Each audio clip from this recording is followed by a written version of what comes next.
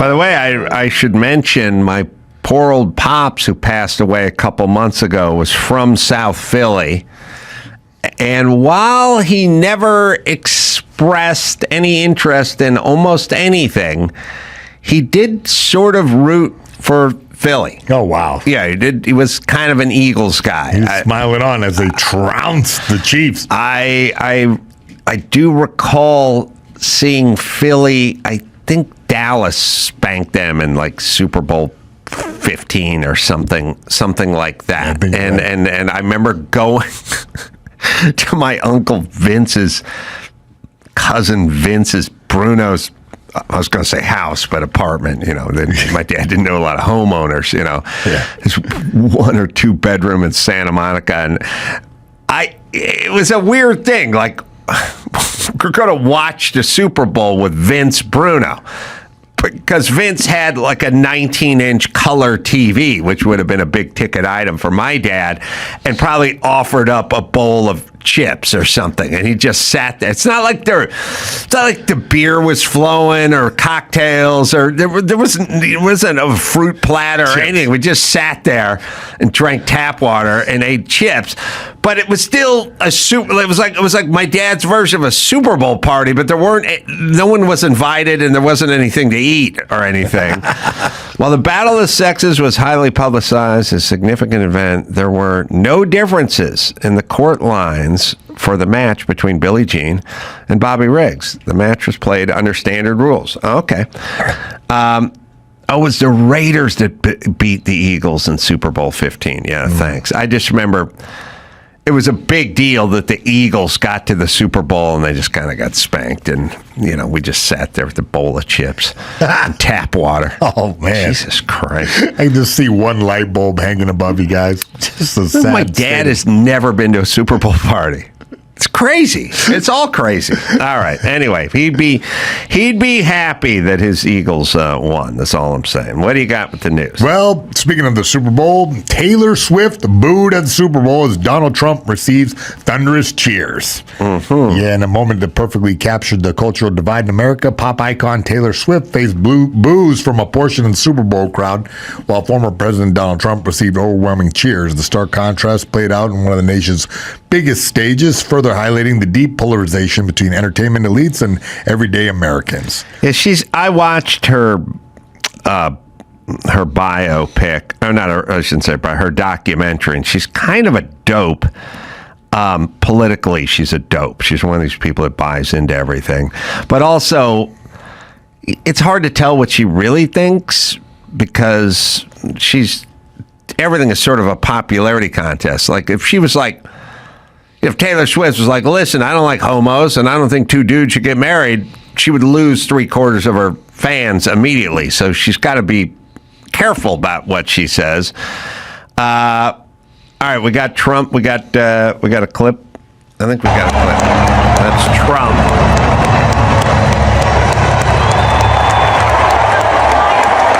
We're cheering for Trump. And then we got Taylor Swift. Booing for Taylor Swift. The side eye. That was a bad outing. Yeah. And then I was saying to everyone at the party, what's Kelsey leaving in? Because he showed up like the Bishop Don Magic Wand in full pimp regalia. But don't you have to have a loser outfit for the suit? Understated, what I mean? Maybe a hoodie. Yeah, something to escape in. Yeah, exactly. He's got a gold brooch. Yeah. He's got LeMay.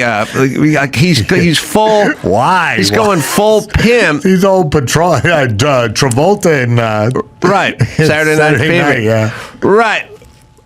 Did he leave in that outfit? Because I just believe if I'm him after that drubbing, and he didn't have a great day, and Mahomes, no one had a good day. I would just send some PA up to the stadium loge and buy me some Eagles swag. Sweatpants. Just give me some green sweatpants and an Eagles T-shirt, and I'll just wear that shit out. Yeah, I got to slink out of there. You can't swag your way back out, can you? Definitely not. The after party's pretty bummed out. Oh, this is after you left. Oh, he did rock it. All right. First off, Tom Brady is over the goddamn moon. Tom Brady's over the moon because Tom Brady had two things to deal with. One, they were doing the Mahomes is better than Brady thing, and if he had won 3 Super Bowls in a row, then maybe he could have made some claim to it. Right. And this would have been his third, and Brady's never won 3 in a row. So there would be some argument for Mahomes. But this put an end to that.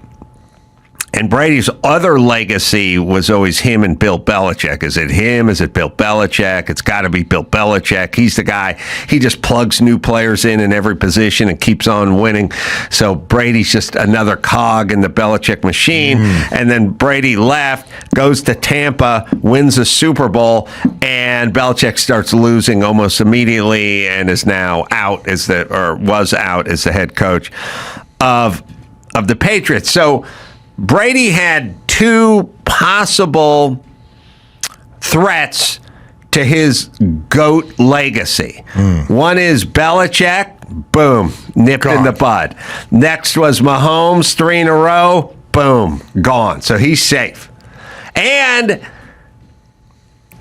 there's no way Mahomes is going to ever get 3 in a row. He could win next year, but it's going to be real slim that he goes another 3 in a row. Yeah, you know what I mean? right, yeah. So that's that. So good Brady's for calmed down. Good for Brady. Yeah, I know. Yeah, that's why he was yelling at Snoop Dogg about hate. He was hating on Mahomes. He was hating on Belichick. The way you look. Yeah, because you look different than me, man. Yeah, it should say that Swift's representatives not commented on the incident. And, it's funny. I saw this story the other direction. I saw people saying that Trump got booed at the Super Bowl, but I didn't see that. I didn't. No, she got booed. He didn't. But that's his crew. Kendrick Lamar performed a Drake diss track, Not Like Us, at Super Bowl 2025 halftime show with one big change. He didn't call the big word pedophile. He didn't say that. He must have. I'm too old for rap.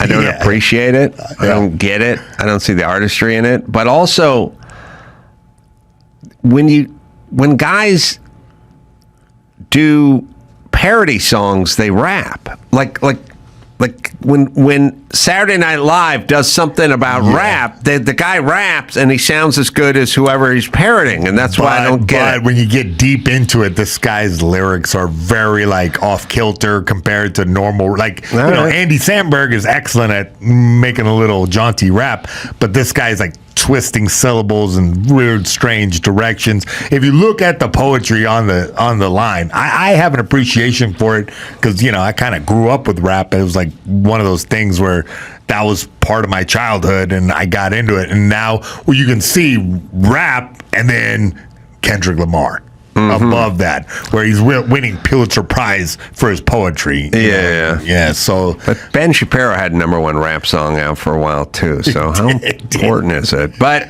okay. But also, I do want to see people playing instruments at some point. I agree with at the that, concert part. The backtrack to me doesn't. I just don't want to. I want to see. Well, switch it back and forth every once in a while. Let's get a rock band in there.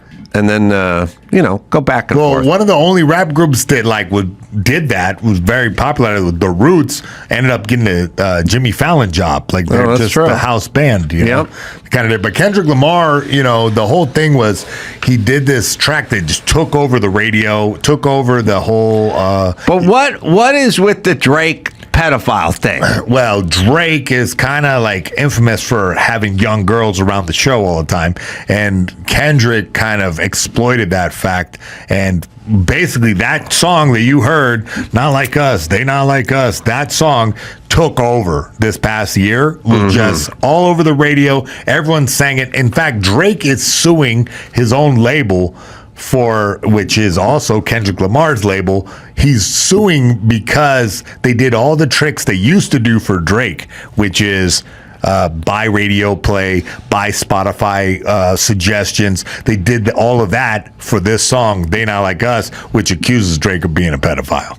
Oh, Yeah. I'm reading here that he was texting Millie Bobby Brown. Yes. Kind of creepy text, like anybody, and he would always have like young girls up on stage and sing to them and grind on them. Like Kendrick Lamar called him out for what's pretty obvious, that he's, dancing that weird line of that performers get caught in. It's like really crazy. And the fact that the entire nation, it just took over and everybody was singing it all year has got to sting for Drake. What did they do with the Super Bowl? I think I was taking a piss or something when that line, because everyone's like, is he going to say it or is he going to do it? But then the crowd said it. Well, he just omitted, like a lot of the lyrics, he drops a lot of N-bombs in there, and he drops a lot of, and he says the word pedophile. Like, that's the punchline of this song. The punchline of the song, was just taken out. He just let the crowd say it. And then the real punchline is you're trying to strike a chord, and it's probably A minor. And everybody sings A minor, and he sang that. So everybody got the payoff that they wanted, and yeah, he really smashed Drake into smithereens. All right, well, I think we have a clip of that. Let's see. Bully the fro, say Drake. I hear you like I'm young. You better not ever go to cell block 1. To any that talk to me they in love, just make sure you hide your little sister from them. They tell me Chubb the only one to get your hand-me-downs. Party at the party playing with his nose now. Baka got a weird case, why is he around? Certified lover boy, certified Pedophile. I'm on the hook. I'ma do my stuff. Why you trolling like a ain't you tired? Trying to strike a chord and it's probably A minor.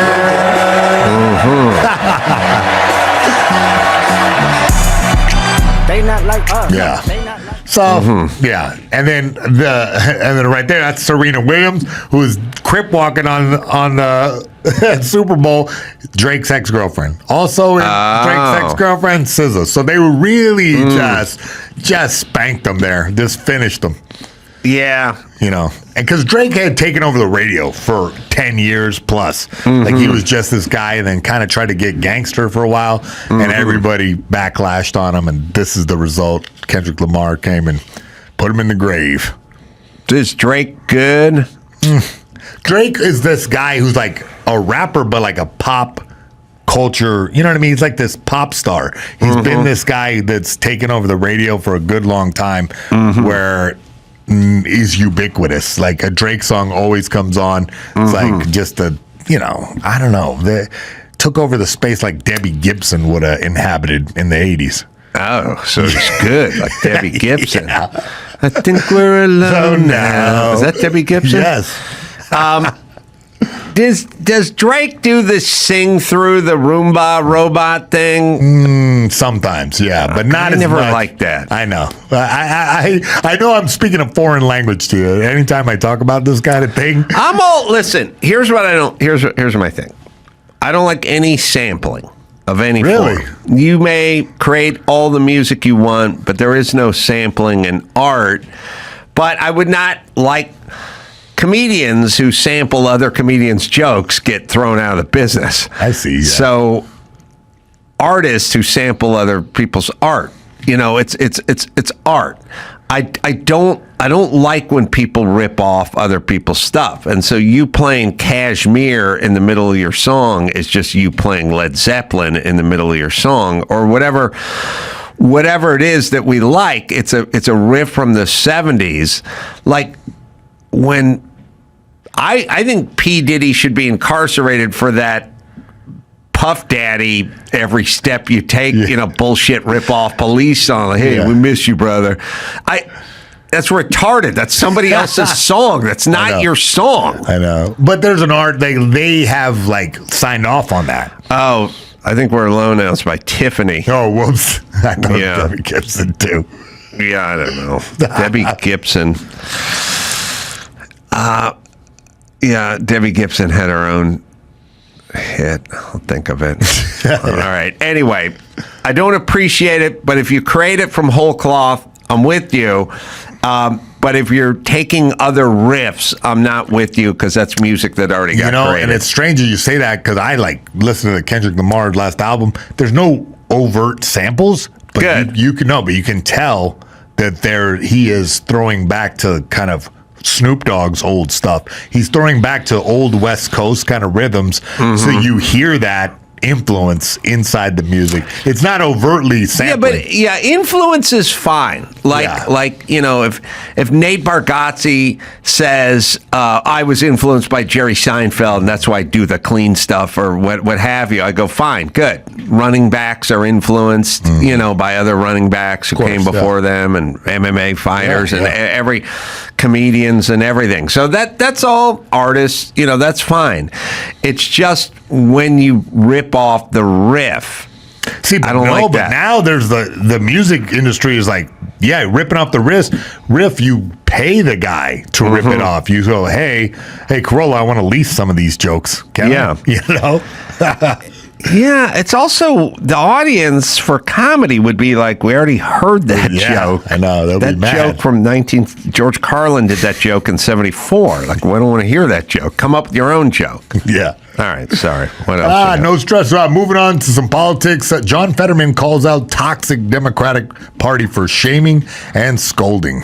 Yeah. In a surprising admission, Pennsylvania Senator John Fetterman openly criticized his own party, describing Democratic brand as toxic due to his habit of shaming and scolding voters. I think we have some video here.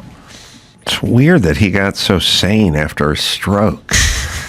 And after you survived an assassination, you literally were shot in your head and had the presence of mind to respond, fight, fight, fight. I mean, that's a political talent. It's undeniable. And also, I never believed that it was about fascism. And for me, that made it difficult for Kamala Harris said that he was a fascist. Yeah, well, it's like that's her prerogative. I mean, but it's not a word that I would use because you put a lot of Democrats, especially in my state, that I know and I happen to love people that are going to vote for Trump, and they are not fascist. And also fascism, that's not a word that regular people, use. That, I think people are going to decide who is the candidate that's going to protect and project, my version of the American way of life. And that's what happened. Was that the clip? I guess so. Or maybe there was another clip. Yeah, it's a different clip. But that was a different clip, but that was still a decent clip. Yeah, it sounds pretty reasonable, even though he's dressed in some Carhartt. He's going to get fatter because when they put the sweat jacket on, you get fatter. You got to put on, you have to put slacks on. I'll tell you what keeps you from being fat. You put slacks on that have the inner button, the outer button, and the hook. The three. Yeah, I know that one. And that's when you try to get the inner one, that's when you're sucking it in and pinching and exhaling. And that moment when you're trying to get that inner button done, you think, I'm not fucking eating a donut ever. God damn it. No more donut. Put the fork down. Put the donut down. Not going to do it. When you're pinching, when you put the sweatpants on, you never think that way. Nope. He always relaxed. He's wearing basketball trunks and a hoodie, so he's never going to stop being fat. Shoes, got to wear not tight even performance athletic shoes. He's like ready to kind of go hang out somewhere. Yeah, this is my video game outfit. Yes. All right. Well, we'll see if we have that clip somewhere at some point. Yeah. Oh no, we got the right clip of Fetterman. Oh, great. Yeah, Fetterman's playing it smart. Oh, this is the clip.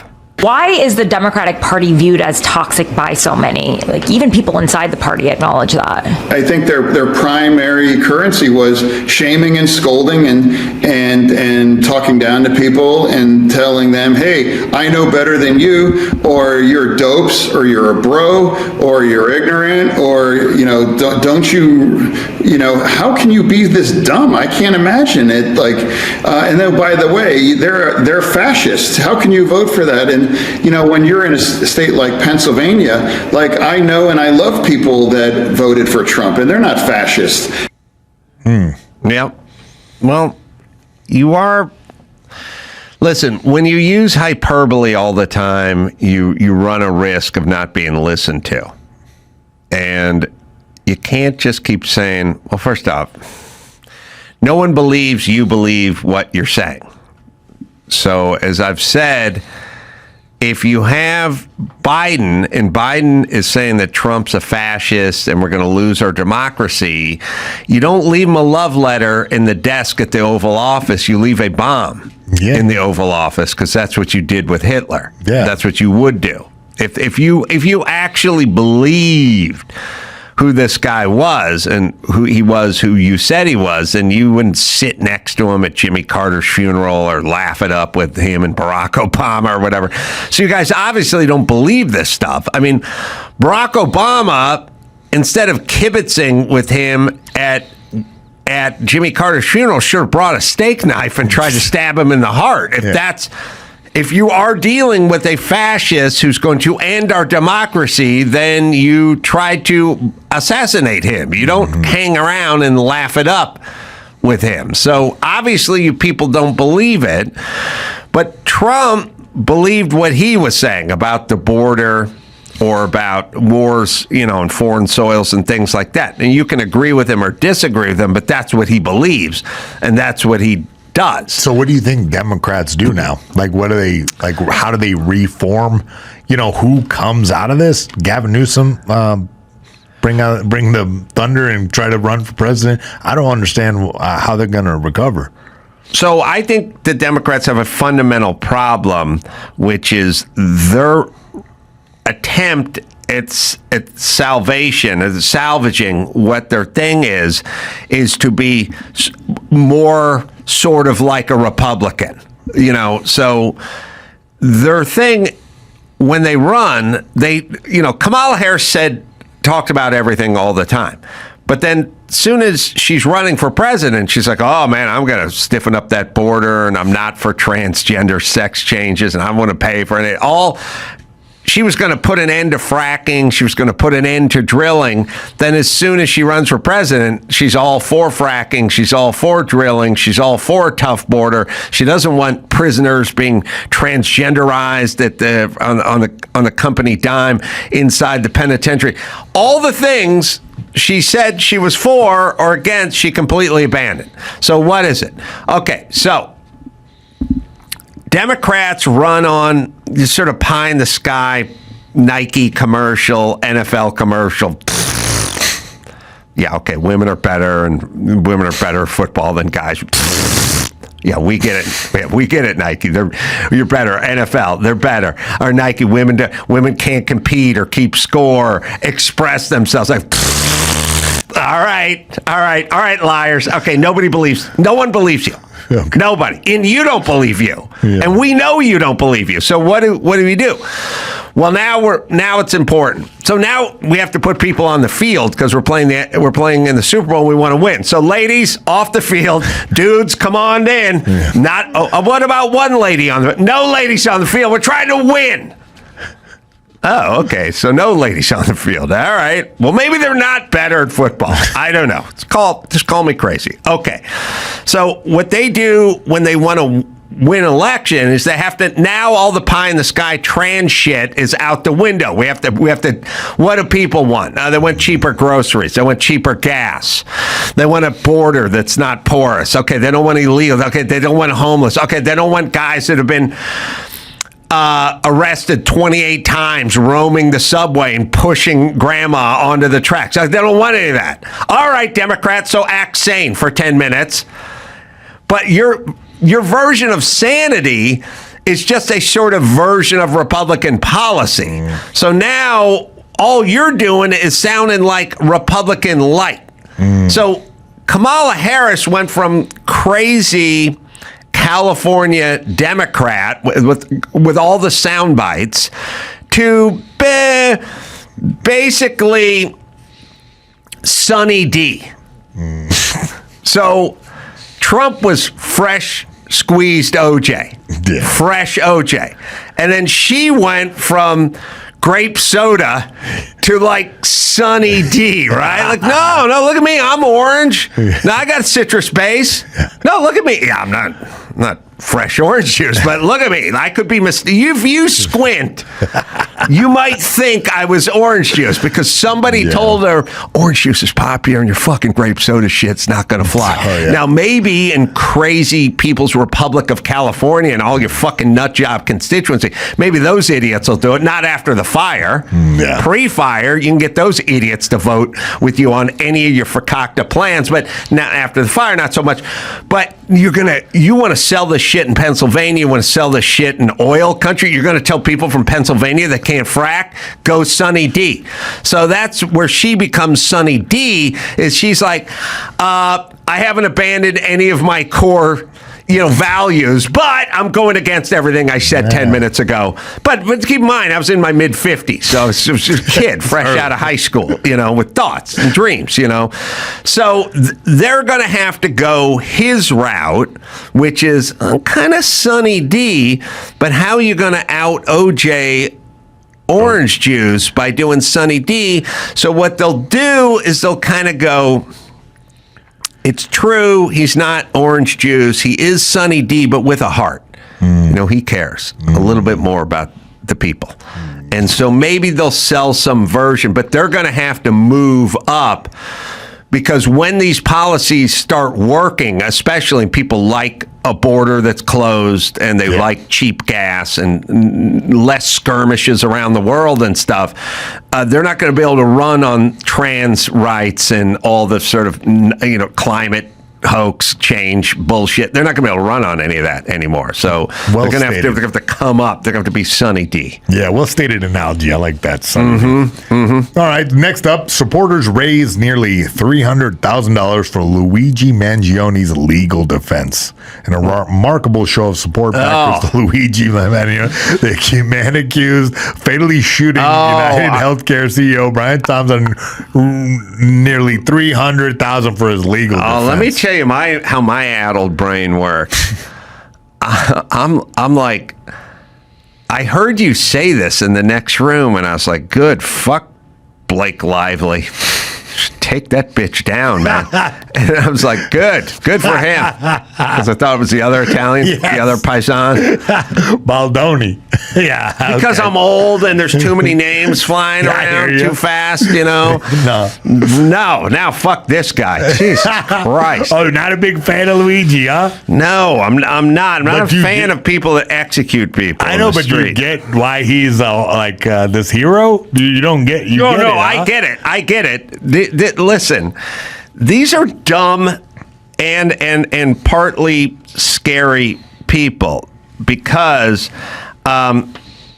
these guys will worship at the altar of anyone almost immediately, and I'll think of the guy's name I'm trying to think of. But yeah, I get what they're saying. I get what they're about. I get what they're doing, but a guy was gunned down in cold blood. You can't support it's that. It's a little bit the American way. We have guns here, and then, so when things don't work out, it's kind of American to rebel and leave. I'm seeing what's happening with this guy is that everyone, if you don't have a lot of money, you're chained to this insurance company and they have everything over your entire life and can ruin your life at the stroke of a pen. This United Healthcare CEO was overseeing AI, the company using AI to deny people claim all the time. And I don't know how this guy decided to be some weird hero for this, martyr for this revolution, but he definitely has been getting a lot of heat on social media in a positive way. And this $300,000, people are voting with their checkbook to this GoFundMe. I bet you these same assholes loved Michael Avenatti 10 minutes ago. Who's that? Oh, the lawyer? They Stormy Daniels lawyer? Oh, they love this guy. No, what I'm saying is it's transcending party. Yeah, listen, whoever runs whatever companies, they're going to make total maximum profit all the time without thinking about the human cost of it always. Yeah. So that's where we're at. So we're going to have to restructure the system. Otherwise, this is just going to happen. Well, but, that's fine. We're mad at insurance companies for not insuring in California, but are they what are they doing? Well, they've decided the risk outweighs the reward, so they packed up and they left. So now you can be angry at Allstate, or you can try to shape the system to get Allstate to do the right thing and incentivize them, is what I'm saying. What it kind of seems like is that the majority of American people are unhappy with the health insurance industry, but they've tried to change it, but it doesn't change. Yeah, but so eventually there's going to be some wacko with a 3D printed gun. But the companies are going to maximize their profits no matter what. Yeah, but that doesn't matter when you're selling Disney, DVDs. It matters when you're life or death. Yeah, but it doesn't matter to you, it matters less, but the company's still the company. The company's still going to maximize whatever they can maximize. And, I would argue, I don't like to argue for regulation and big government or whatever it is, but if car companies could sell a version of their car without an airbag and it'd save you $1,000 and you wanted to do it, you'd sign a release and you just buy a car without an airbag. But the government says, yeah, you got to have an airbag. And so now they all have airbags and it costs more, but they're safer. And they are going to work within the system to maximize their profits, even if it kills Granny, or it doesn't matter to them, which you'd like it to matter to them, but it doesn't matter to them. So if you're going to have to revise a system that incentivizes them to do what's right. And I don't know. Single payer. I don't really. I'm sort of in between a bunch of stuff. I don't want the government to handle everything because it gets bad. You know what I mean? You don't get what you want. I like insurance, but I have good insurance, so I'm not complaining about it. Other people don't, and they have a riff and a beef. I also don't agree with Bernie Sanders. I don't think you have the right to it. You don't really have the right to anything that costs money. You have to kind of contribute taxes or whatever, pay in, and then you can get it. And I don't know. I would honestly. I've heard Dr. Drew talk about it a lot. Mm-hmm. I would, in my world, I would get a panel of Dr. Drews and other people at boots on the ground, kind of dealt with insurance companies, what have you. And I would get some insurance company executives or whatever, people that had 30 years in the business or whatever it is. And I would put them all, and I'd create a panel, and I'd go, and I'd get people from like Medicare and Medicaid and what have you. And I'd say, let's try to figure this one out. Like what's going to be the most effective way to move forward here? They've already done that, I think. And what it seems like is that those middlemen fight for their job. Well, yeah, everyone in lobbies, everyone fights for their job. It becomes a business. I mean, it's also insane that, the last time I think I went to the emergency room or something, the person came in with the cart, and I said, what's that for? Oh, we do a heart, checking your heart. And I said, I don't think I need that. They go, you said your heart was something. And I said, no, I never said anything about my heart. And they're like, I'm going to check it real quick. And I was like, oh, you're just going to push the card in, tack that on to the pad. I know. You got the good insurance. They're going to order every test and milk that insurance. It's kind of the middleman. It's all right. Look, there's a lot of money, and when there's a lot of money, there's a lot of people getting paid that don't get paid, and then there's a bunch of people that get nothing because those guys are getting paid. So I'm all for reform. And I'm all for the system. I'm just saying, I don't want people. You can't shoot people, and I don't want a bunch of bureaucrats coming up with it. I want to hear from Dr. Drew, and I want you to tell me, as there's the guys who make the windows in the factory, and then there's the installers. I want to hear from the installer what you're up against, what you're running into, what you would do differently, in the manufacturing process, because you're installing this shit. No, wait, and you're going to have ideas. Drew says that this is the way it is. Insurance is insurance. Insurance is. First off, you don't get paid to be a doctor anymore. Like, you barely make any money as a physician. anymore. Maybe you make money as an insurance executive or an executive at a hospital or something. But Drew's like, for what he does, you don't really get paid. The insurance. Okay, there's a whole bunch of things. You shouldn't have to go see Dr. Drew all the time. You should be able to talk to a nurse or someone who's certified or 2 years training, and something that you don't have to go to the specialist. First thing I would do is just take all the stuff that doesn't need a guy who has 13 years experience and give it to the person with 2 years experience if they can handle this. Yeah. You know what I mean? Like the Army does, or the military does doctors like that. You got a guy who's like a PA, sort of physician assistant, who handles most of the stuff. You got the clap, here's some medicine. Yeah. And then somebody, big time.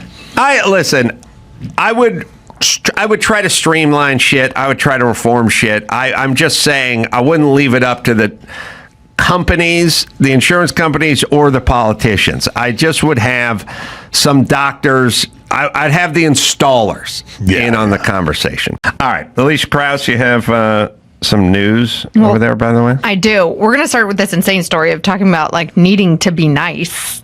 This is not so nice. Rampage Jackson's son, Raja, is currently under investigation. This is from Vibe for a ruthless attack at an LA wrestling event.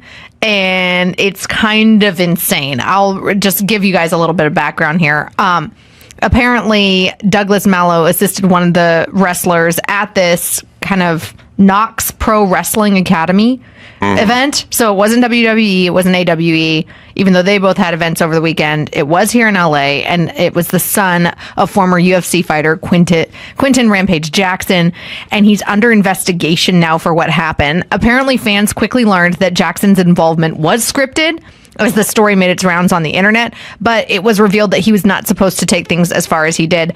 I'm not a big fight night person. My husband and some friends gathered together to have it, but this is blowing up all of the internet, all of Instagram, all of X, every TikTok, everybody. Is the guy he beat, is he alive? He's alive. He's apparently okay. He has released. Psycho Stu has said that his health is remaining a priority and don't donate to any GoFundMes, which I actually appreciate him saying that. I think it's nice. He said, we have not set up a GoFundMe. He said, thank you everybody for your prayers and concerns.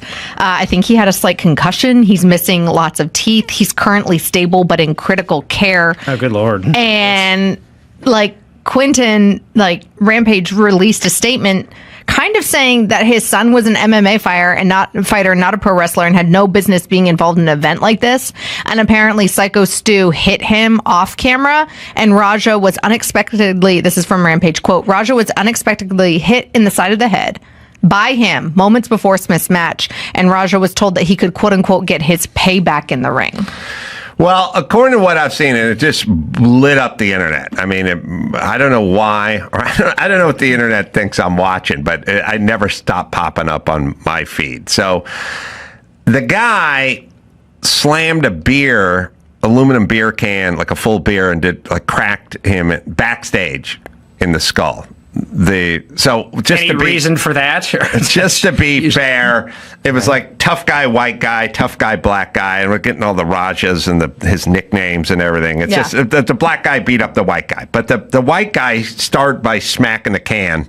I'm not making a racial thing. I'm trying to just go. Right. I don't remember everyone's handle and everyone's son's name. Were they talking smack backstage or anything? He sort of got in his grill and he sort of went he was kind of big timing him a little bit, and he was kind of here's what we do, and he took a beer and he slammed it in his head. Ow. But it was kind of a wrestling move, here's what you would do. It looked pretty good, like the equivalent of hitting someone with a folding chair. It's there's a way to do it where it doesn't hurt. You don't cause bleeding. It's a part of the show, kind of. Yeah, so he did it to him, but he was backstage. Probably didn't need to do it to him. So then, black guy got mad. And then at some point, white guy who hit him with the can, came over and apologized and said, sorry, I was out of line or whatever. So they thought they made up.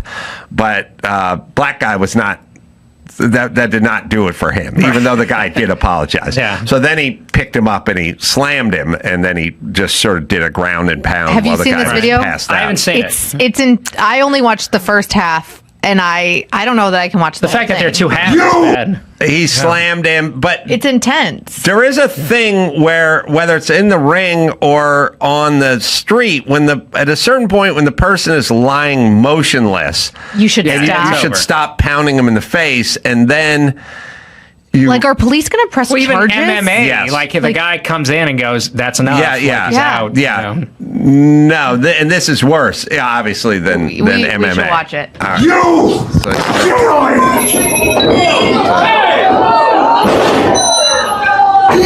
Now, there's always we picked him up, and he slams him, and then he just starts beating him. But the ref doesn't know what to do, and it's bad. But there's also a part where, first off, the ref's got to jump in. Number one. Number two, there's a part where you get pulled away and you still keep punching, which is kind of weird and fucked up. But also, Did the ref think that was part of it? Well, No. apparently it was a it's- part of the script that the guy would go down, but the continual The beating, ref- like, Yeah, did no, a that's tooth crazy. fly? Like, did I see a literal tooth? I don't want to see it. I don't want to that's see enough. it. The ref should have jumped in. No, that guy needs to go to jail. I'm sorry. That's bad. But You so can't do here's that. the. You can kill a guy doing Well, that. That's but here's the insane. weird thing. So then I was watching, as I was thinking about it, like, I don't know who these people are where like a switch gets thrown. 'Cause I've seen it, you see it on the streets, you've seen it in the hallways of a school where some guy's just trying to kill a janitor or something. It's like, how far does this go back, and what is this? And like, what's the part where you're trying to kill them? And it's always, for me, the poignant part is when someone tries to pull them off, and you'll see them get pulled off and try to kick the guy as they're being pulled off. And I'm like, you guys just met. The Like, how's issues, this? the huge issues. But here's what it made me think of. I hearkened back to this. When I was doing the Man Show, I went and tried out for the Hawthorne SWAT team. And I went out there and I fired all the guns and I did all this stuff and they tased me. And it was a Man Show bit. Adam goes and tries out, and, comedy ensues. Did you pass? Yeah, it was funny bit. I fired all the different guns and got attacked by the police dog, and I did everything. thing on the arm and the whole thing. Yeah. Well, more like me, but not in my Right. arm. But I did the whole thing. I said, "Tase me, Yeah. do everything," and they did, and I did it. But when I was going to be attacked by the police dog, I stick it back on this. Right.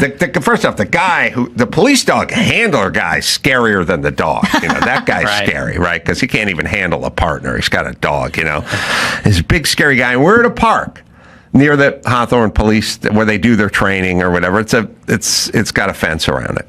And I guess we'd pulled a permit, and there wasn't anyone there but us, And so I remember getting in the outfit, the vest and the padded thing with that stuff, Right. helmet and everything.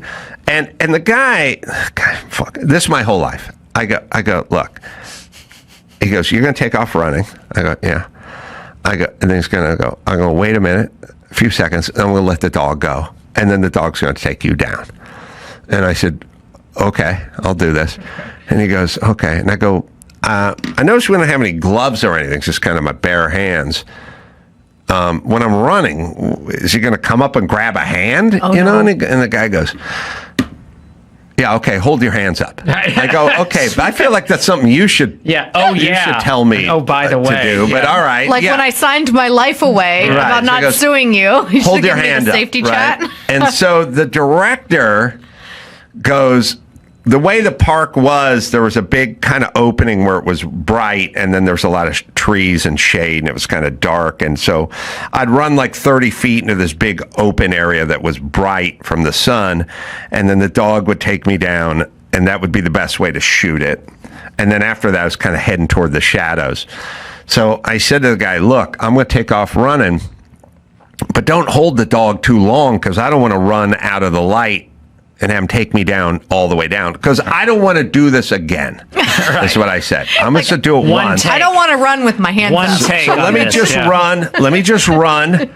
Yeah. And don't hold the dog too long, 'cause I can run pretty fast, and I'll be running, and I'll let him go when I get about 20 feet away, and then he'll catch me right when I get into the light.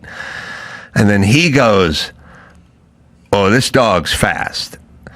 And I go, I get it, but I'm still running, and you give me a head start, and it's going to take him a beat to catch up to me because I'm running, and he's faster than I am, but I'm still ahead. He's going to, don't hold him too long. Just let him go. When I get going, I get 20 feet, let him go, and we'll go right into the light. He goes, okay. I go, okay. So I go, ready? I go, we're not doing this again, so let's do it. You thought you had a gentleman's agreement. Yes. And they said, action. And I just took off running. And I take off running, and I go into the light area, and I go, okay, here comes the dog, here comes the dog. And now I'm in the middle of the light area, and there's no dog, and I'm now out of the light area. And now I'm all the way at the fucking end of the park, and I literally start to slow down and turn around and go, is there a problem with the camera? And as I turn around, the dog hits me. Because, of course, he had to do what I told him not to do. I go, don't let him go late. If anything, let him go early. Where did he get you? He hit me in the chest or whatever. The point is the cameras were so far out, right? Of course, he let him go late. Was that for his own amusement? Did he? It's just what I realized. Like element of surprise or something. No, when I say to people, "There's a pothole coming up. Slow down. You're going to hit the pot." We now hit the pothole because I brought up the pothole. Like I just went, let him go early. We'll go into the light, and the camera will be closer because the camera's on sticks. Like it's not. They're not chasing me. Anyway. If you did that bit nowadays, like the camera would be on a drone, and he probably would have let you run a mile. The dog would be AI anyway. You don't need to worry about it. So what happened was I said to the guy, and this is getting back to Rampage Jackson's kid, and a lot of people I see fighting in the streets and stuff, and a lot in the African American community too, which is I don't know what's going on where all this. It's a switch, and I said to the guy, okay, once the dog hits me and takes me down. What do you do? Blow a whistle or something? Or like, how does the dog know to get off of me once I'm on the ground and he's trying to kill me? And he goes, well, they don't really listen. Once they're going, they're going. And he just said to me, he goes, it's a switch. It's a switch that gets thrown. And I said, all right, so how do we unthrow this switch? He goes, I kick him in the ribs as hard as I can. And I pull him off insane. you. Yeah. And I said, well, another good reason not to let me get that far away before you let the dog go. How slow is that guy running? Well, it's a switch. And when I saw Raja Jackson on top of that guy, I was like, oh, the switch has been thrown. But isn't it weird that the switch was thrown, like, technically 20 minutes before backstage, and he didn't settle? Yeah, but that's like not... He didn't do what I told the him. switch. It's like, if he agreed, oh, yeah, we're fine, and then pulls that kind of crap, you know, that's... Is that what the prosecutor is going to say at his trial? Like, it's not the switch. That was the fuse being lit. The switch is when the punches start and they just can't stop. It's like and Rambo. The person First is Blood. You don't want to throw this switch. The person is lifeless on the ground, and you're not. Remember that? Do you think incident? he likes that feeling? Like, I've never punched somebody. I've No, beat a couple guys there's in the no balls, feeling. but, Even like, MMA guys I've seen have stopped. You know, Yeah, they're no, like, it's not a they'll look feeling. like, I think it's like the dog. The switch is thrown. He doesn't know what he's doing. There's a guy trying to pull him off, and he's still trying to throw punches. Yeah, he just There's a guy pulling him off, and he's trying to get a 23rd punch in. That's a weird animal switch. That's all that is. Well, it's not, he he's can not clearly thinking defend about himself when he goes to jail. He's not thinking about anything. Like, at that point is what I'm saying. Look, it's a pile of crazy town. Remember that teenage black girl who got shot by the cop because a fight had broken out. This is like 4 years ago, and it like spilled out in the street, and she was about to stab that other girl, and then the cop shot her. And then people were like, "Oh, it was so bad." LeBron James was very upset. Right. You know, that, well, hey, LeBron. She was about to stab another black girl. Yes, a 17-year-old black girl got shot by a white cop, but she was about to gore another black girl. Like, oh, shut up, LeBron James. It's just shut the fuck up. You know what I mean? What's the cop? So, What about saving the other black person? Like, why does race have to do with that? You because know, he's like, LeBron and he's a hustler. But Yeah, the point is in that situation, the cop rolled up, like yelled halt, pulled his gun out, did everything. And if you watch that tape, it's kind of crazy. There's a black guy who like punched another black guy, or maybe it was a woman, and she was like on the ground as the cop was running toward them with his gun drawn, and the guy kicked him in the face one more time, like in front of the cop. And then the cop ran past that guy, and the chick with the steak knife was about to. So the whole point is police, gun, siren, right? The switch was thrown. Yeah, is what I'm saying. Like, care. I don't care if a guy with a gun and a badge is behind me. I'm focused on this chick in front of me who like disrespected me or something, and the switch has been thrown. Yeah, you're not when you're in rage mode. There's nothing you can. There's no talk. It's like you can't. Oh no, rage crazy. mode will work on you. Yeah, I would understand rage mode if a guy had a gun and yelled halt. I would stop. I guess, like, if I get pissed off, if I have road rage, if something happens to me, if somebody offends me, like, obviously difference between the hormones between men and women and all that stuff. But if something happened backstage and then I have 20 minutes to cool down before I have to go act out something because we know that this was scripted, why the hell didn't he like calm down between point A and point B? I think you need somebody. I remember once I was pissed off about about an event coming up, and somebody who was not involved with entertainment at all was trying to make these decisions. I remember my dad goes, "So let me just try to understand. You're pissed off because someone who knows nothing about entertainment is telling you about." I was like, "Oh yeah." I'm the fucking idiot here. Yeah. Like, not this person. Yeah. Like, I'm letting this person get under my skin when they know nothing about comedy, show business. This is insane. Like, I'm the one with the problem. So is his dad's Like, defense of him then accurate, that he's a WWE fighter and shouldn't have been doing, or he, right? Good luck Like, on that video. No. I don't know. No, Yeah. I mean, No. that's not going to work. Yeah, I would doubt it. Yeah, his dad. Sorry, he's an MMA fighter and yeah. not a pro wrestler, and had no business being involved in an event like this. Well, It look, sounds like some he's of trying that- to pass the buck onto the event. Some of that, was, that's an argument you can make. It's pretty dubious, but all right, he doesn't have that experience. It shouldn't but work. He's still Based on that. We have video of 30 punches thrown to a guy who was, by the way, knocked unconscious when his head hit the canvas in the first place. So he never put his arms up or did anything. All right. What's the next story, sir? Speaking of arms up, how much can y'all bench press? Oh, God. Nothing anymore. 240 when I was in high school or something, when I played football. I can do a little over my weight. I'm not bad. When you were pretty good. when you were 33, though, what do you think you could bench press?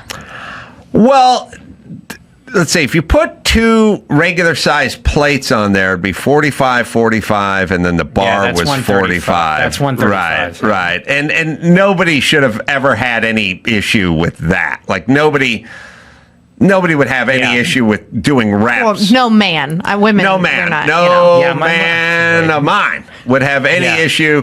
No, you might put on two plates and then two 10-pound plates, and then you do sets or something like that, or two 25 pounds. I With could that, do whatever. 185 before I had my wrist like that with that amount. 185. I could do 10 reps of that. That was like the most. I've never tried to max out before. You guys should run as Democratic Socialists for mayor of New York City, because Oh, I saw this. that too. Didn't he need help with it or something? he needed help. Mayoral frontrunner, oh dear God, help New York, Zoran Mamdani, struggled to execute a single unassisted bench press rep while attending a Men's Day Open Streets event in Brooklyn on Saturday over the weekend. This is another thing that was great on social media. He was called Mom Scrawny. Yeah.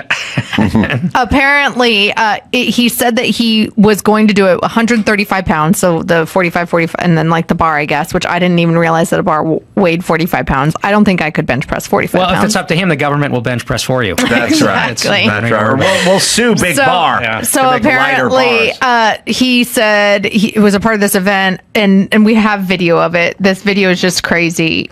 I mean, To be fair to the Zorhan or whatever. Zoran. Yeah, but I'm trying to think of that Adam Sandler movie. Yeah, Zohan, don't mess with the Zohan. I think. It's Yeah, Zohan, right, Yeah.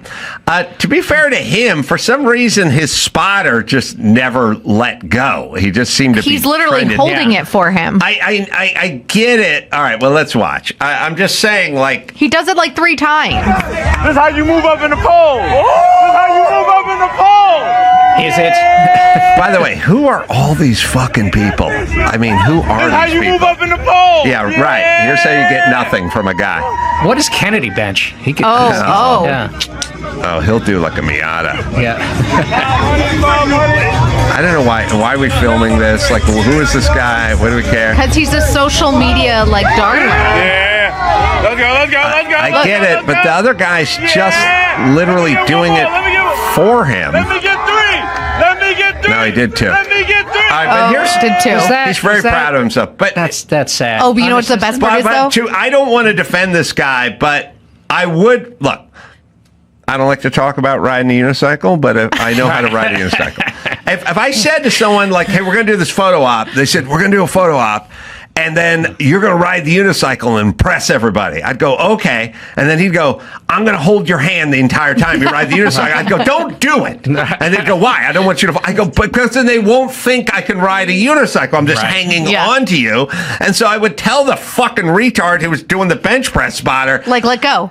how about you let him try? Yeah. Here's how spotting works. But he seemed pretty happy to leave after two assisted. Two. And that guy's like gripping it from. He's still a pussy and a communist and an asshole that's So- going to destroy everything. Don't get me, and a weakling. Don't get me wrong. I'm just saying to the spotter, Give him a chance. let him try to push it up. I think the spotter knew he couldn't, Yeah, and that that's he was gonna like, look "Well, worse. I don't want this on That's gonna look video, bad. and then I go to jail Yeah, because I you let a go to bar jail. fall Blame on him. so You wrong." couldn't- You're supposed to help him. Exactly. moron. But Yeah. first off, hold on a second. Any able-bodied man in his 30s who is of average size, you would assume can do 135. Yeah, you're supposed to do your weight or a little more. That should be normal. That's right. So he's 170 pounds. So 135 is like anybody, any You should be male. able to bench press moi. Any male can do Yes. it. Right. That's right. So if you exercise normally, yeah. right. So the guy should have assumed he could do it because it's not a spot worthy amount. It'll come out in a few weeks. It was really 220. You know. Oh gosh! Don't So worry. you know what else came out? Apparently, the boots that he was wearing in that video are like close to $1,000 designer boots. And also at that same Men's Day event, he went to like kick a soccer ball, but had to slip off his boots to do so. Of It's course. gonna look. It's all.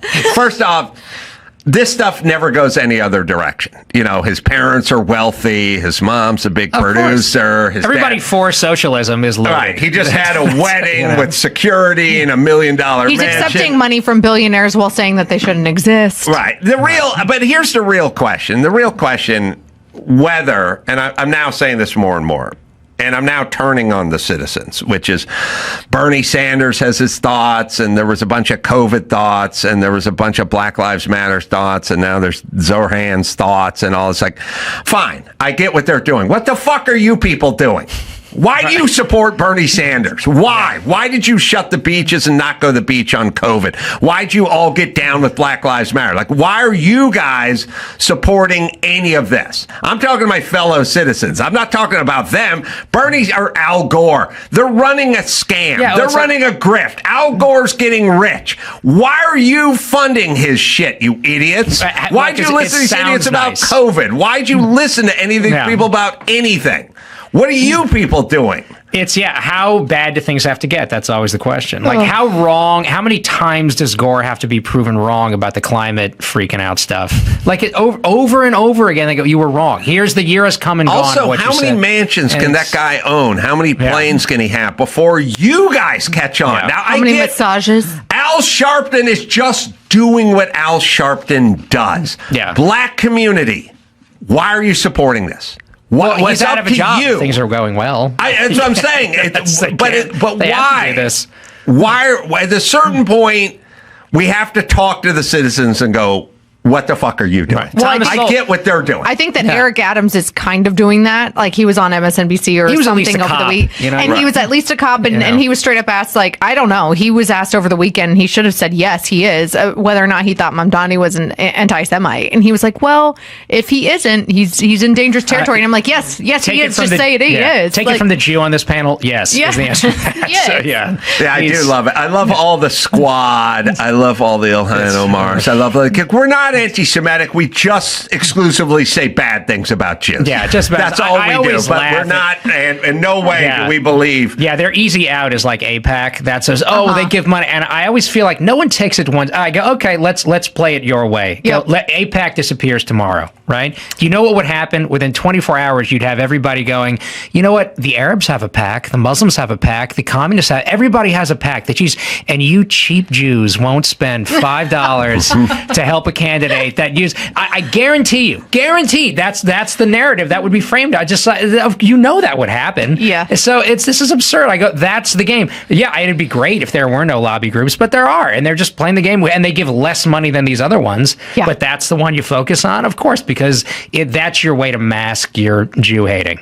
It's easy. It's an easy out, and that's why they do it. I agree. I'm an atheist. I don't have a Jew in the fight, but they're not. You know what? It's real easy for me. It's a super simple way that I sail through life this way. I go, who's the problem and who's not the problem? Who's the problem and who's not the problem? It's super easy. Hey, that black girl got stabbed but shot by the cop. I go, who's the problem? The cop's not the first off, the cop just showed up. That's somebody was stabbing somebody. Yeah, he's not the problem. Yep. Yeah, it's what makes things. But even I talked about this when I went to Iraq. I didn't expect this. I met this guy who he was in logistics. They have a term, victory through logistics, and he goes, "Oh, Avi, is that what kind of name is that?" I go, "He's like, I've been to Israel 9 times. I did a lot where they were very helpful." I just because it helps American troops too. Like I wouldn't have known that had I not gone. But I was like, that's good for America. Yep. Like it's easy for you to take these stances when you don't know any of this. But look, I makes would me say, laugh, like, as the person that believes in God and is the Christian in the room, like, there was just a study that came out that, Big like, fan, by the way. Let me just say. So- Israel is, like, the only friendly country to, like, Christians and women and gays in all of the Middle East. It's not even part close. of the problem. Exactly. But I do the same way with taxpayers. Like these fat cats not paying they're paying taxes. Yeah, they pay more the than other you. people That's don't. The just like, homeless what? people don't pay taxes. So I'm not going to include them as the problem because they pay the taxes. Yeah, they pay. Yeah, Thomas Sowell talks about this. He says, you know what happens historically when you raise taxes on the rich? He goes, they just don't pay it. He goes, they move or they structure their finances where they're paying less. See, California. Yeah. All right. Yeah. Brad Kilgore is waiting out there. He's a pizza expert. Ooh. And a lot of thoughts about that. So Did he bring some? Oh, yeah. Oh, there you go. Oh, yeah. We'll take a quick break. All or maybe will figure out. Talk to Brad, and we'll get the best. I got thoughts. First things about pizza. I will not feel ashamed of liking a Hawaiian-style pizza. People want me to hang my head in shame. Oh, Adam. Well, hold on. First off, it's a pizza. And number one, it has Canadian bacon on it, which is killer. Which is out for me, obviously. Sorry, but I like. Praise the Lord, I can eat I it. love Canadian bacon, and I like it more than pepperoni. So it has Canadian bacon. That's allowable. Then they have added pineapple. Gross. See, that's what I don't But understand. pineapple gets added to many, many, many things historically. But what does and it it is improve? fine. What does it improve that you've added to it? If I barbecue, if I'm doing, like, let's say, coleslaw, and you put little pieces of pineapple That in is there, tasty. I enjoy I've never that. had See? You Yeah, Jews that's come. the This Jews. is why we people don't hate know. you. We don't know people. anything. Yeah. The Jews keep pineapple. Pineapple helps things. A pineapple is a helpful food to me.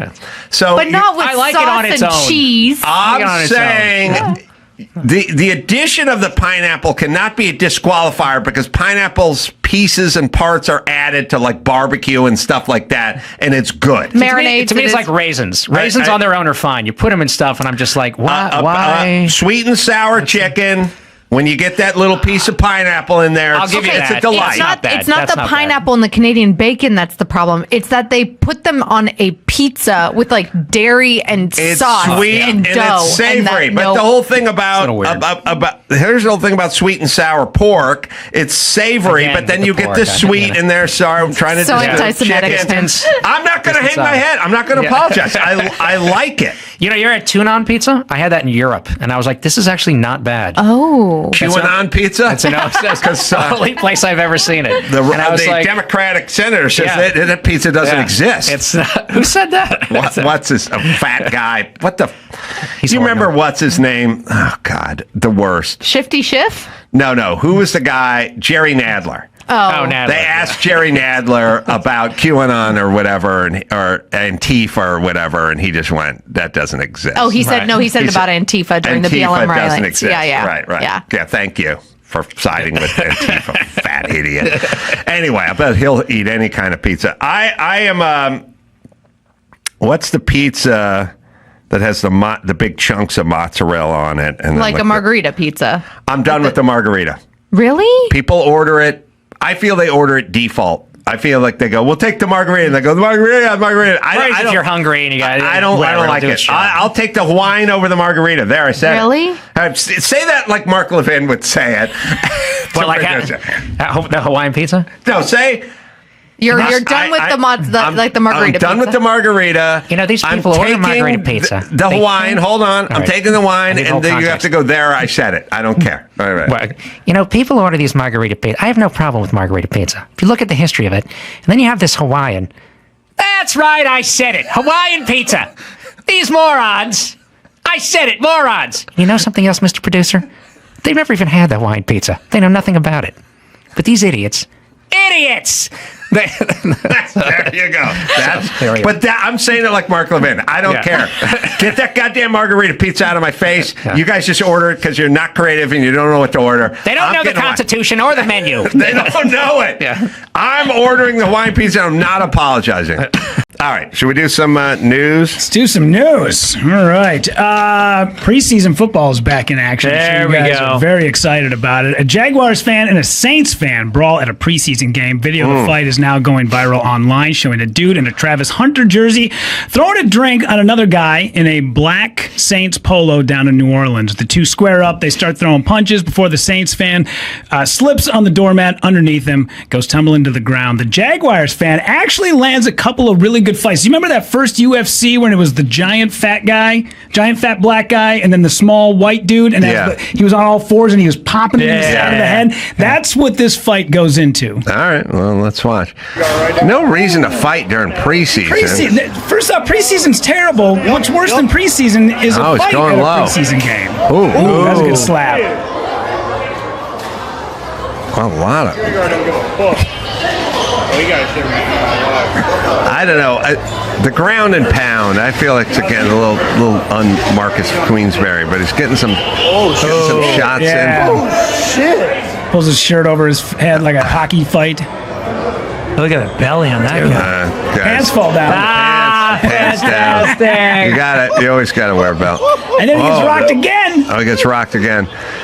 Yeah, you got to know when to hold up. Whatever Kenny Rogers says. You know what I mean? Fold them. Yeah. Walk away and know when to run. Yeah, know when to pull up your pants. Although those weren't the best fighters preseason, so the real tough guys were hanging back. Yeah, they're waiting. Yeah. No, they're not suiting. They're not suiting up. You got to wait for a division game. Yeah, right. Yeah.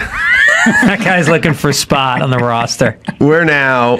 First off, here's the whole thing about fat. Fat means. There is a thing about fat, and there's a certain way to get fat, and some guys get fat this way. Some guys get fat, and what really happens is their forearms and calves get huge because they're so fat, right? And then when you wear you wear a polo shirt and cargo shorts, all we see is your huge calves and your huge forearms. So are you fat? Or do you have huge forearms and huge calves? And I think guys, they get a little high on their own supply. Like they're like, look at these calves, look at these forearms. Like I'm in fighting shape. I'm a big dude. But you're not a big dude. You're a fat dude who has big forearms and big calves as well. And the calves, no matter how fat you get, never get flabby.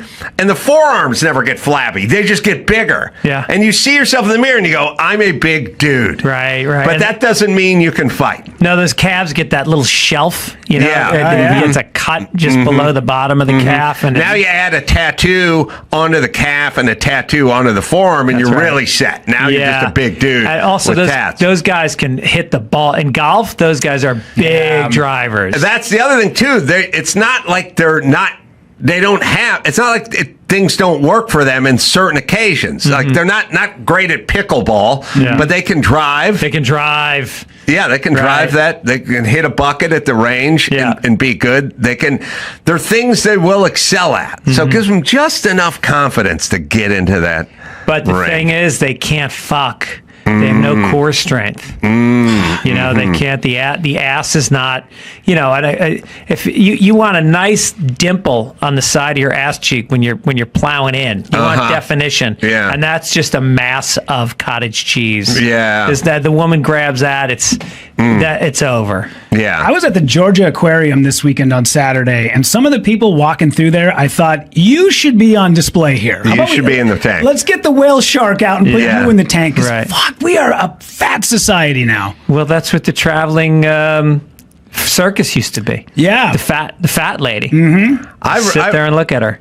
I realize part of it's in my act, but then another part of it I was thinking about today, which is, you know, every commercial is either Lumi, which is the all-over deodorant, which is because everyone's got folds everywhere. Everyone's fat now. But the other commercials I keep seeing is snoring commercials where this bed alerts you and the smart number and the sleep number. Every third commercial is snoring, ladies, tired. And I'm like, what's going on with snoring? Oh, everyone's fat. They're fat. Everyone is super fat. So snoring. So what you do if you're a business is, you know, you're like, we're in the business of selling beds. So if everyone's going to get super fat, then we're going to have a bed that alerts you when you're snoring. Mm-hmm. Which, I don't know, I guess we have the technology for that. They hear that. And it like vibrates or something and shakes you up and wakes you up. But be prepared for more fat person related products, snoring, all over body deodorant. Like it's going to just keep coming. Kim Kardashian just came out with a Spanx for your neck. Have you seen that? No.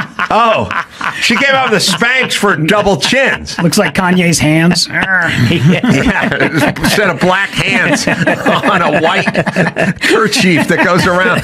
Oh, yeah. No, she's come out with Spanx. Wow. For your chin. Wow. Well, first off, we didn't even need Spanx, but now we need Spanx. Like everything is going to be, it's like when they came out with the medicine that relieved constipation if you were strung out on pain medication. It's like, oh, we're entering into a zone where there's a separate medication for the other medication that you're abusing that is backing you up. Well, I think they have to come up with the sneakers that don't fold over the sides. You ever see the fat guy whose sneakers are actually bulging New on the reinforced sides? sneakers. Reinforce the sneakers. I mean, we've already come up with Skechers where you don't have to bend over. You don't have to do any tying. You know, hey, fat guy, just slide right into that thing. Yeah. So we got the sneakers. We're good. Yeah. You know, we got the Crocs. Crocs can hold up to 1,300 pounds, by the way, without any kind of movement at all. You can park in El Camino on a Croc. It will not depress. Yeah. Yeah, it's compressed. And the shower it's fine. slippers, guys are walking around in. Just get the toes in. Foot's fine. Right. That's right. No cankle pressure. Cankle's free. You can look on TMZ and you can see Kim Kardashian has come up with a neck Spanx. Yeah. Now, I don't know how it works because obviously we can see that. It's supposed to do something when you sleep.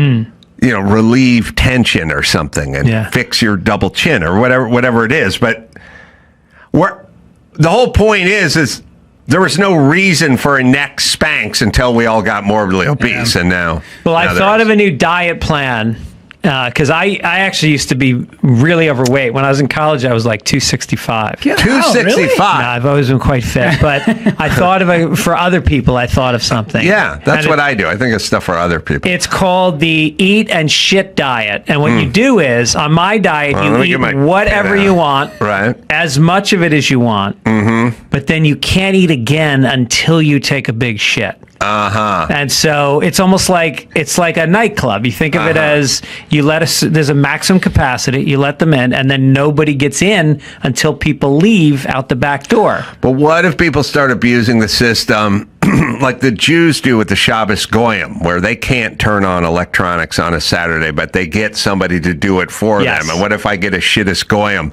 or I get someone to come in and drop a big deuce, and now I feel like I can eat again because my toilet got a big deuce in it. Things to think about. Just playing devil's advocate. Yeah. Fat people are devious. Yeah. Shittis Goyim.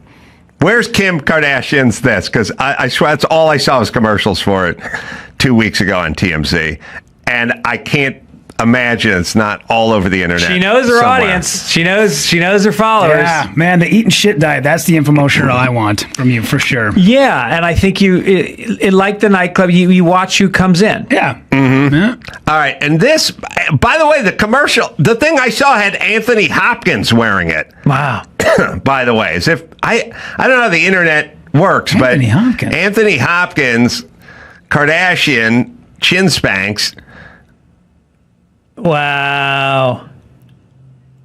We never turn the sound up, but we should. What does it do? Hello, Kim. I'm already feeling 10 years younger. All right, pause it there for a second. What is he? All right, can you describe, Fitzdog, what is going on in this video? Well, he looks like one of those old W.C. Field movies where, he's the dentist, and that's after you get your tooth pulled. You get the big strap around your chin that goes above your head.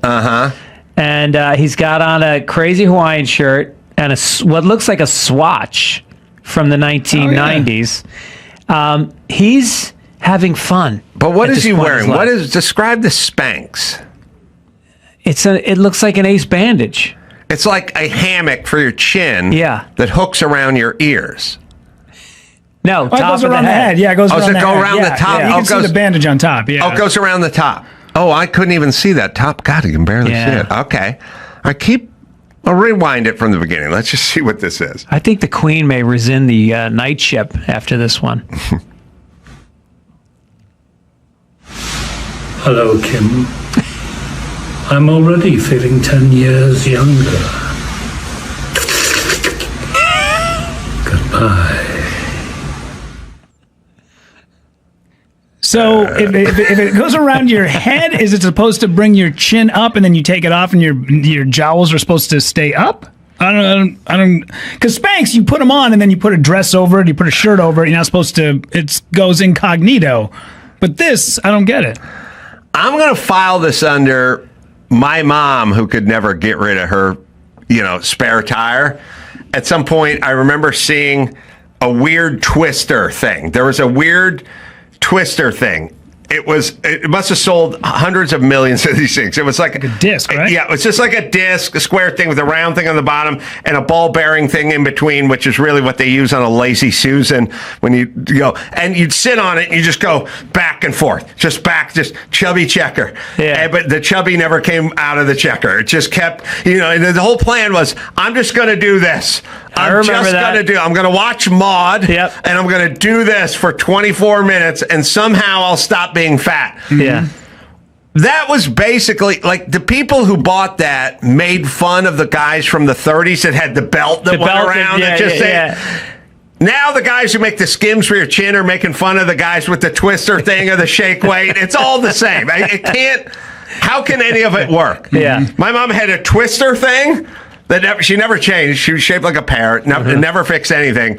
And at some point had that other piece of apparatus, which was a power lawnmower plastic wheel with two grips on the end of each side. You're supposed to roll it. The cartwheel. I don't know what they call it, because you were just supposed to somehow. It never worked. No one ever used it. It was just that thing and that thing. And two things had a wheel. We had both of them. You could buy them. You could bring them home. The plan was we're gonna shake the weight away. Mm-hmm. No one ever lost a pound, and I didn't even know what it was, but it seemed like a good idea at the time. And this will be that one day. I think they got to go back to like the Elizabethan neck, where the women just wore the giant collars. Yeah, between the perfect push-up and the Thigh Master, we should be the hottest society ever. We should. Now, what's the perfect push-up? It's the disc. You hold on to it when you push up. You like go in those and out. are great. Yeah. Yeah. I was walking through a Target once, and a guy said to his wife, "Hey, the perfect push-up. I should get that." And the wife said, "You don't even do imperfect push-ups." And I was like, "Good joke. It's a pretty good joke." Now, does the Skims website explain any of the technology behind holding your face up? Or is it just you put that strap on around your head? And for some reason, Sir Anthony Hopkins, Sir, Yep. decided this would be a good idea. This would be a good use of his title, Sir. Yeah. And do a quickie commercial for the Kardashians. I have no fucking idea how society or life works. He's made 275 movies. Yeah. I saw Ian McKellen the other day pimp a diet called Eating Shit. So it's on the horizon. It's on the horizon. Yeah. Oh, he's on the eat shit diet. Yeah. Right. Eat and shit, but not eating shit. Yeah. Mine is the eating shit. Mm-hmm. And it's got to be substantial. You weigh the meal, and then you got to get 90% of that weight out. You weigh the shit on the way out. Oh, I want you with a blonde crew cut going, "Stop the insanity!" Yeah. I love Susan Powder. I love her because I love any workout person that goes, "You want to lose the weight? First, you got to breathe. You can't forget to breathe. I'm asking you to breathe." It's like, okay. Yeah.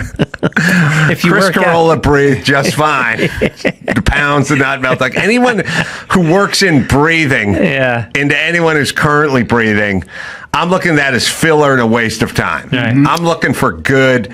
Like if I've had lots of conversations. When you go to these races, you'll go in with the race official and he'll go, "Double yellow is you can drive, but it's not a local yellow. That's a full course yellow. So if you do 2 yellows, that's a full track yellow. If you see 1, that's local. That's just in that corner. If you see the yellow with the white, that means there's safety equipment on the road, but there's no passing under the yellow. But you can pass the safety truck, and then some. But he never goes and breathe." Yeah. He's passing information along. The breathing. I'm already breathing. Yeah. I don't need to remind, even when I'm sleeping and dreaming of Joel McHale dying in that mire. My God. I'm still breathing.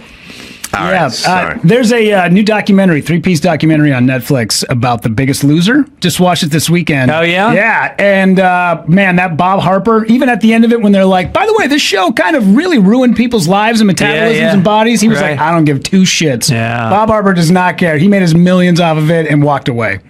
Oh, really? Yeah. I got into a big argument with that guy on the air once, and I've kind of conjiggered my thoughts about it a little bit, but I used to be real staunch this way because I grew up and have had relations with people, men and women, who just looked fucking fantastic in their bathing suits. And these were amongst the laziest, ill-eating, chain-smoking, hard-drinking, lack of exercise using fuck-ups I'd ever met in my life. And then the shirt would come off, and then it would look like these guys were just living in the gym. And I've known some girls that were this way, and everyone would always come up to them and go, like, "What do you do? You know, what's your secret?" And they would always say something stupid, like, "I played soccer when I was 12. You know, it's like, okay. I always want to jump in and go, "This guy's smoking and drinking and fucking eats like shit." It's called genetics. It's called being Italian. That's what they look like. Yeah. That's what they look like. And then there was my mom, who there's nothing she could do to escape with this thing. She was always on a diet. She was always doing, and it just couldn't. And I was trying to explain to him, you talk all you want, but my buddies growing up, there's nothing you could do to get them to look bad in their swim trunks. And by the way, I knew dudes, there's nothing you could do to get them to look good in their trunks. And it's just fucking genetics. And we just argue. I've worked with women that are obese, and they come to work and they bring a Tupperware with salad and some, chicken, skinless chicken, and they don't go to the snacks, and then they come in the next day and they still weigh 185 pounds. You go, what are you doing at night? Or is this just genetic? It's mostly all genetic, and you can affect part of it, but not enough Nothing will ever take the place of a great genetic hand. Yes. And you see women, like you go, oh, that's how that person is cut. Like I just say cut. It's not really about weight. It's like you look at Emily Ratajkowski and you just go, oh, she's just cut different than chicks with big hips and A cup or whatever. It's like, I don't know. You want to talk to her how she got a D cup bosom, or is that just how they are? You know what I'm saying? Yeah, I think they say that your body has a weight that it sort of like it just wants to find. Yeah, if there's like a baseline weight that most of us have. Yeah, and that's where the chin skim comes in. Changing God's will. Changing God's will, one neck at a time. Look at that. Now, Like a cock ring. first off, I like that they have a white one and a black one. You know, I like that we're diverse now. That's and what we funny. do is we take a waif model so you know it works. And we put them on the waif model so you know it works. Now, if a white woman wears the black one, is that blackface? There's a cultural appropriation. Yeah. Like if a white woman puts on the black one and then makes tacos, we're gonna have a problem. Yeah, right. You understand? Yeah. Now, how does it work? I'm intrigued, but I just want to know, like, is there science behind this? And I think the idea is you keep it up in your sleep. All right, it's our first ever face innovation. It's here.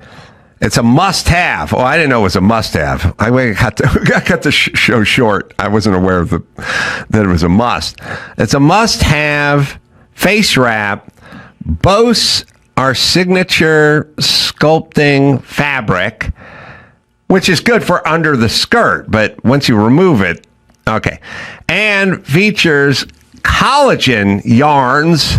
Oh, you know, we now infuse everything with everything. Everything's infused. Yeah. We should have never let women use the word infuse, and we should have never let them use the word deep, because they'll go, we're going to have someone come in here and do a deep clean on this condo. I go, what do you mean? You mean a Mexican's going to mop? Yeah. No, but a deep clean. With just a regular, what do you mean a deep clean? Deep clean. Sherry says we need to do a deep clean. Yeah. All right. Or we just clean, right? Yeah. There's weed-infused toothpicks I saw the other day, and I was like, what happened to a pop can? Like, that was good enough. Like, I don't need weed. No. Soft jaw. So the collagen yarn for ultra soft jaw support, Velcro, I don't know, closures, is that what that says? This is very small for me to read from this distance. That's why I'm struggling. Oh, but yeah. 20 minutes into the struggle. Velcro closures at the top and nape of the neck allow for easy everyday wear. Every day. Every day. But is this shit going to start becoming like slippers, where it started off as inside and now it's Walmart? You know, I mean, like people are walking around at airports with slippers and curlers. Like, does the skim shit, or people going to start going out in full skims? Yeah. My mom goes out in curlers. Same thing. Yeah, if I got the jaw thing, I'd start short. You know, I'm just going to run out to the car, grab my backpack. Then at a certain point, it's like, well, the mailbox is still on my property, technically. And then it's a certain point where it's like, I'll go to Starbucks. I'll pre-order this. I'll just run in, you know. And before you know it, you're just going about You're on the your red life. carpet. Yeah, you're at Rick Caruso's Who are yacht. you wearing? Skin. Next skin. Well, once we make it to the airport, we're now pot committed, right? Yeah. Because if you're wearing shit to the airport, there's nowhere in society you can't wear it, because you don't go to the airport for an hour. You go to the airport for 2 hours, and then you go to Atlanta, and then you go to another airport, and meanwhile you're on a plane, right? So it's on. I'm worried that, look, I'm into it. My neck looks like somebody microwaved it at some point, and there's a big flap here. So I want to try this, but that would mean that when I go to bed, I have an eye mask. I put in earbuds. Right. I have these. I keep bending my wrists, so I have these wrist guards I wear. I have a mouth guard for when I'm grinding my teeth. Right. And now I'm going to have the neck. I'm going to look like I'm getting ready for a boxing match. RoboCop. Yeah. At a certain point, we're just going to put you in that outfit that the guy thought he could fight a grizzly bear in. Your wife would be like, it took Greg a while to figure out how to sleep standing up, but he's got it now. He's in the grizzly man outfit. He fought the grizzly. Look, I'm not saying a grizzly would break in because we're in Venice Beach, but if it did, I'll tell you, I sleep a little easier knowing that Greg is upright in the grizzly combat suit and ready to go. It just shows you where my fucking mental state is. That's what it takes for me to face my dreams. I'm not dreaming about Joel McHale. I'm dreaming about my ex-agent trying to end my career. I got a lot of neurotic thoughts going. Never working again in Dayton, Kentucky because of last time. That's why I need mouth guards and the grind, wrist guards. Well, I think we can integrate the Skims chin clip into the face guard, the earplugs, the mouthpiece, and the shin guards, and whatever. Pillow between my legs. When you get up, you're like a Major League Baseball player taking a walk and getting to first base and just unclamping all the shit, hands it to the bat boy. Like Fitzdog stands with them and pulls a bunch of gear off and just hands it to the squire. I got a corner man that takes out my mouthpiece. Takes him out. Tony Stark and Iron Man just starts pulling things off. We got the E story about the face skims. All right, let's see if we can figure out what this is. Can I say this, though?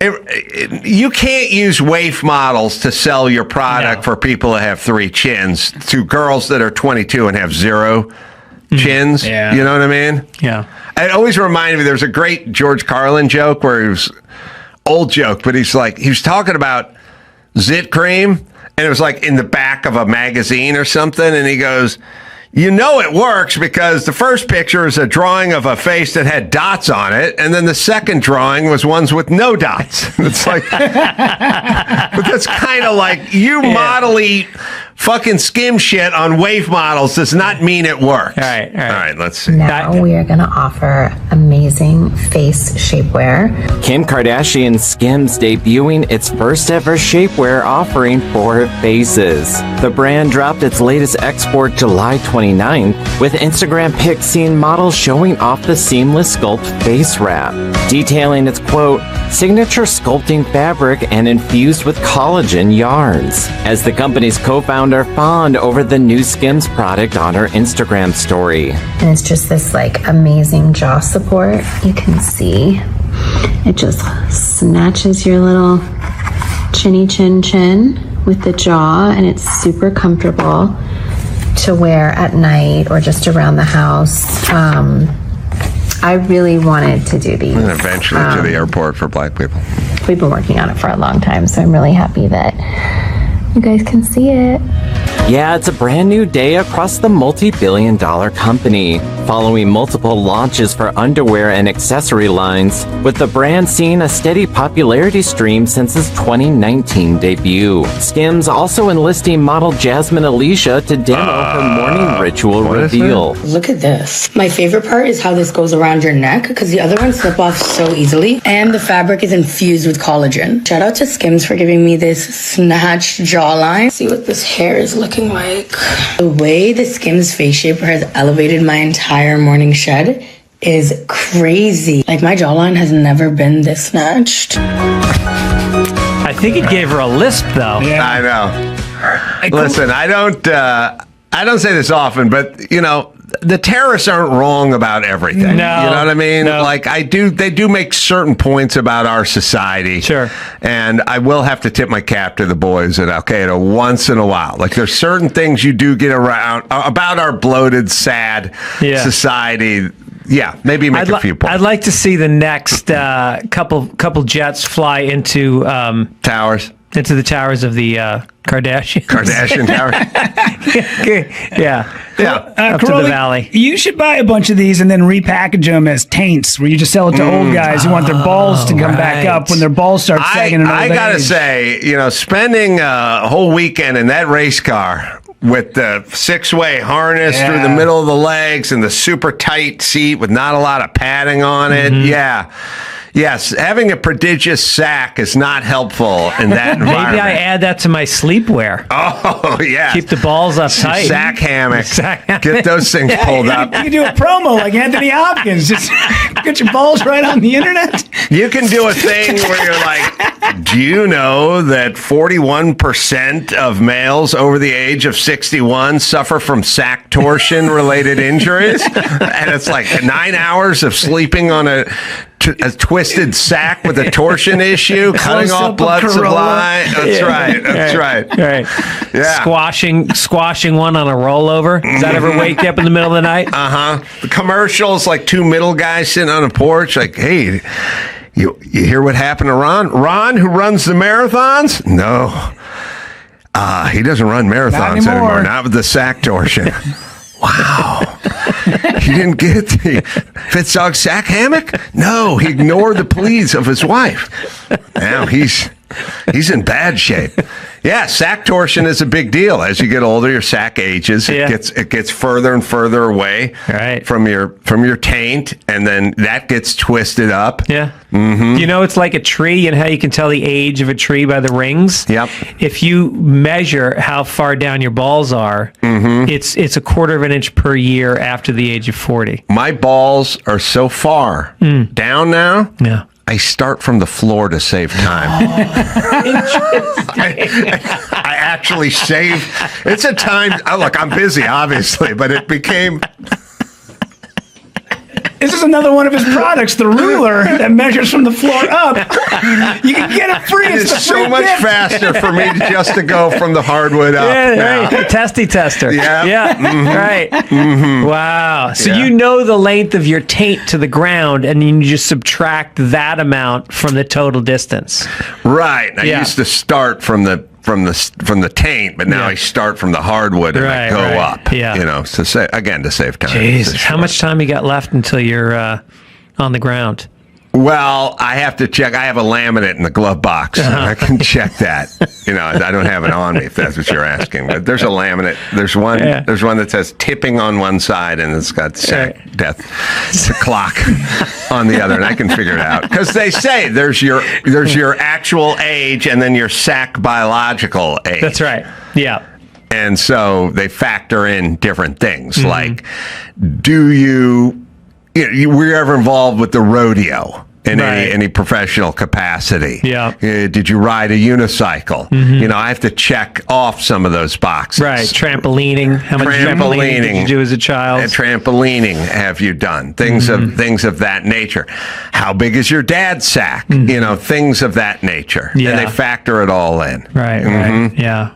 You have to weigh your balls, right? Because that will affect obviously the gravity. Right. Do you spend a lot of time in the pool where you're at a gravity depth where it's actually helping now? And if you were a swimmer, let's just say, well, I swam at a high level starting at about 15 all the way through, the Olympic trials, by the way, then you got a lot of sack longevity. Climate, were you in the Siberian or Scandinavian zone? How close to the equator do you live? Yes. How close to the prime meridian do you live? And such and so forth. Humidity's a big thing. Yeah. Are you a tighty-whitey or were you a boxer guy in the 70s? Right. You know what I mean? Yep. Were you the kind of guy who wore cutoffs and went commando? Were you a sweatpant guy who rode them low instead of hiked them up? There's a lot of questions. Did you have a Puerto Rican girlfriend who worked the sack? That's on there. Yeah. Were you with a sack worker? Were you someone who was sack-centric? Yeah. Back in the day. Sack sucker. Yeah. Do you masturbate on your back or do you stand in the shower? Right. Are you on all fours? Right. I didn't put that as a possibility, but I can add that. It's Irish, yeah. I should say all threes. Yeah, you're right. Let's be honest. Yeah, it's a good point. Yeah, are you on all threes? Right, right. These are all important questions. They're all in terms on the of laminate. sack longevity. You know, and it's really, I think with my grandfather, I remember seeing him when I was a kid and looking up and thinking, that's my future. Grandpa, he wore the boxer shorts. Right. And they would fall out, and I would just think, my God, calf level. That's right. Yeah. Grandpa doesn't have much left. Was until your wife's hand went a little higher up the thigh when you were fishtailing in that Mustang. And it's all downhill from there, Fitz. Right. All right. I don't know where we go from there. I think home. Yeah. You can go to adamcarolla.com for all the live shows coming up, Provo and Torrance. That's a fun place. The place that was called The End. Now it's, I did it, but I had to cancel because Mom I didn't said sell yes. enough tickets. Oh, well, we'll work it out next time because they'd love you over there. That's a fun place. Just go to adamcarolla.com for all live shows. Rudy, where do we go? Rudy's a real funny stand-up, by the way. Thanks, bud. I got a couple of shows I would like to pimp. October 3rd, I will be at Snarky Loon Brewing in Jenkins, Minnesota, northern Minnesota. I'm going back home for a couple of days, and then October 4th, I'm going to St. Cloud, Minnesota to do Beaver Island Brewing. So, And Fitzdog's going to be at the Comedy Store in La Jolla, and he's also going to be at the Comedy Works in Denver. Both great clubs. GregFitzsimmons.com is where you go. Until next time, it's Adam for Fitzdog and Rudy saying, Mahala. Get it on. Got to get it on that church. We got a mandate. You get it on. That Jersey boy first side. Service herbalist. What's going on, man? That I'm not, man. Oh, so much. I'm unfortunate. I guess I'm going to have to start with that shooting in Minnesota. Did you hear about that? Just briefly as I was heading out. But so some kid shot up. Oh, look at you with no coaster, Drew. Oh, right. I had it on here. I had it on this. Weird hole in your game. Yeah. That stuff. Yeah. I don't know why. I was never raised with coasters. Okay. No, I wasn't. I'll correct it. The whole house was a coaster. We built our house out of coasters. There's no. You think the Corollas? I don't know. My mom knows what a coaster is. Yeah, probably. I mean, she does, but you think we ever owned a? There's no coaster. A lot of tea koozie talk, right? Or no, cozy. Cozy. Let me explain something. In order to use coasters, you would need drinks, beverages, things with ice, cocktails, things of that nature. Yes, not in the Carolla house. Yeah. So anyway, so I'm at about 70%. I'm good with the hot drinks. I'm bad with the cold. Yeah, you have a thing where there's a hole in your thing, and you cannot stop certain things. I'm better. I'm trying. You're better. You're better. But it's weird for you because you operate at a high level. Yeah. And for instance, if you tape this show on a Monday, but it doesn't air until Thursday, and you did Gutfeld on Sunday, you'll always go yesterday, and then you'll catch yourself, and then it's worse than if you said nothing. Exactly. But the point is you can't correct that. I can if I pay attention. I got to pay attention. I'm going to start with the coasters first. Most people. Here's how most people work. Yeah. And I'm sorry with the coaster talk, but here's how most people work. If you say to them, and it's an everyday occurrence and has nothing to do with IQ, which is interesting to me, but maybe it's the ultimate IQ. Yeah. If you say to people, look, we're taping the show today, but it doesn't air until the following Monday, and so your special comes out Monday, so we're going to say coming out today. Okay? Yes. And then you go into the studio 5 minutes later. If you go, it's coming out today, they go, no, it's not coming out till next Monday. It's like, yes. Okay, you can't do it then. Yes, I guess you can't do it. Yeah. And by the way, that is 91% of humanity. Cannot do it. Yeah. It's my roundup thing. They go, first flight leaves LAX at 7:14 in the morning, then you land at 6:59, and I go, just say 8 and 7, just say 7, and just do it. And I go, okay. Yeah. The next flight leaves at 12:01, and then that lands at 5:57 and 3/4, and you're like, okay, you can't. I guess you can't. You can't do this thing. Yeah. It's a really weird example of that. Tell me. Sorry, I'm fired up. Yeah. But it's something I'm very interested in. When I used to play pickup football, you'd get in the huddle and you'd go, listen, Bob, run straight 10 yards out, then break hard to the left. I'm going to roll to the left, and I'll roll out and I'll hit you 10 yards deep. 10, up, out, break hard, 10 yards. Ready, break. As you're rolling to the left, you see the guy's back just running to the end zone. Yeah. And then you come back to the huddle. They go, what happened? And they go, yeah, I don't know. It's like, what? The huddle was 14 seconds before the ball was snapped. You couldn't. I don't know. It is interesting. And people's answer sort of with it. It's like, well, I was running down the field. The guy was shading me to the inside, so I broke to the post on the right. And it's like, yeah, but how would any of that work? How would it work? Do you know what I mean? It's like, I don't know. And the answer is just, I don't know. And then when you say to someone, I just told you to round up. Why aren't you rounding up? They go, I don't know. Like it's a weird, like they almost don't have dominion over themselves in certain regards. Oh, for sure. Which is weird. It's like you're being like, would you have a parasite or something in you, like calling the shots? Like you don't have that dominion. Like they can't do it. Yeah. Well, it's the layers of motivational sort of structures. You know what I mean? Every time I say something, goes, you go down the PCH. I go, just say PCH. Yeah. It's not the PCH. You go down the PCH. I go, just say PCH. It's just PCH. Yeah. Patterns. The PCH. That's I go, don't stop saying the. It's not the. It's just PCH. But I don't know. I got told a million years ago that it was not Louisville. I go, the people from there, they go, Louisville. I go, okay. Done. Yeah. Now we're done. We're done because you told me. Yeah.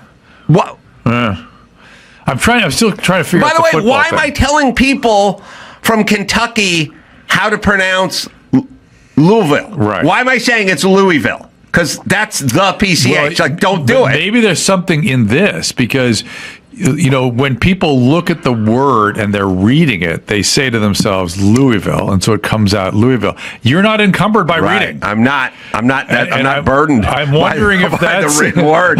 No, it's true. I'm wondering if that's it because I was thinking about that with the timing thing too in the airplanes. They're reading, okay, 12:01 it leaves. They're not thinking. They're just reading. What they're reading is coming out their mouth. It is a double-edged sword because I would say I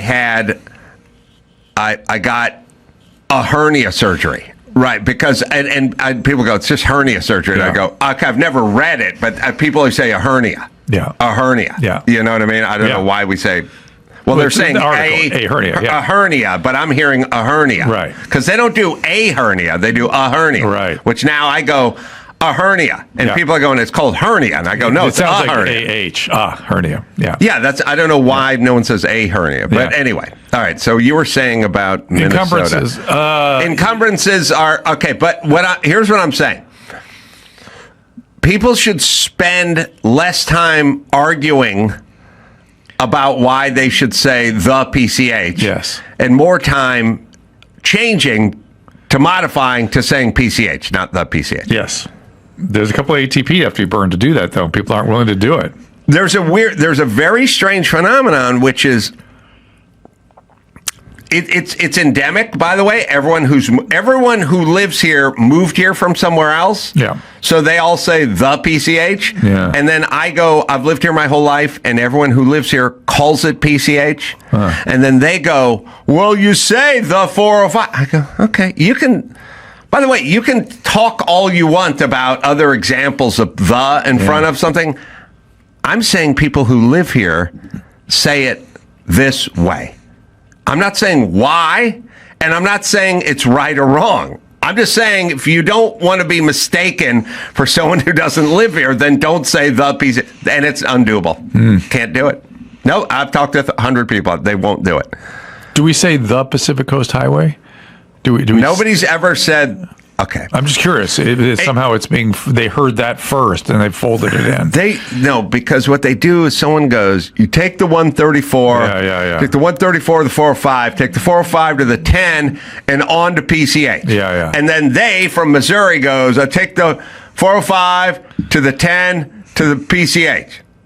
And I'm just telling you that's not what people say. Now, there are many examples of that in life. There are just many examples. Yeah, but each are kind of different. And you can take my word for it. Yeah, no, I agree. I've been here for 60 years, so now I'm just afraid, take my word for it. But now I'm having a weird reaction where I'm thinking to myself, well, now that pattern is in my head. So languages and patterning is kind of this thing. We have, and I've been, like, I've been working on French lately, and I've been dealing with the patterns with which they speak. No rationale for it.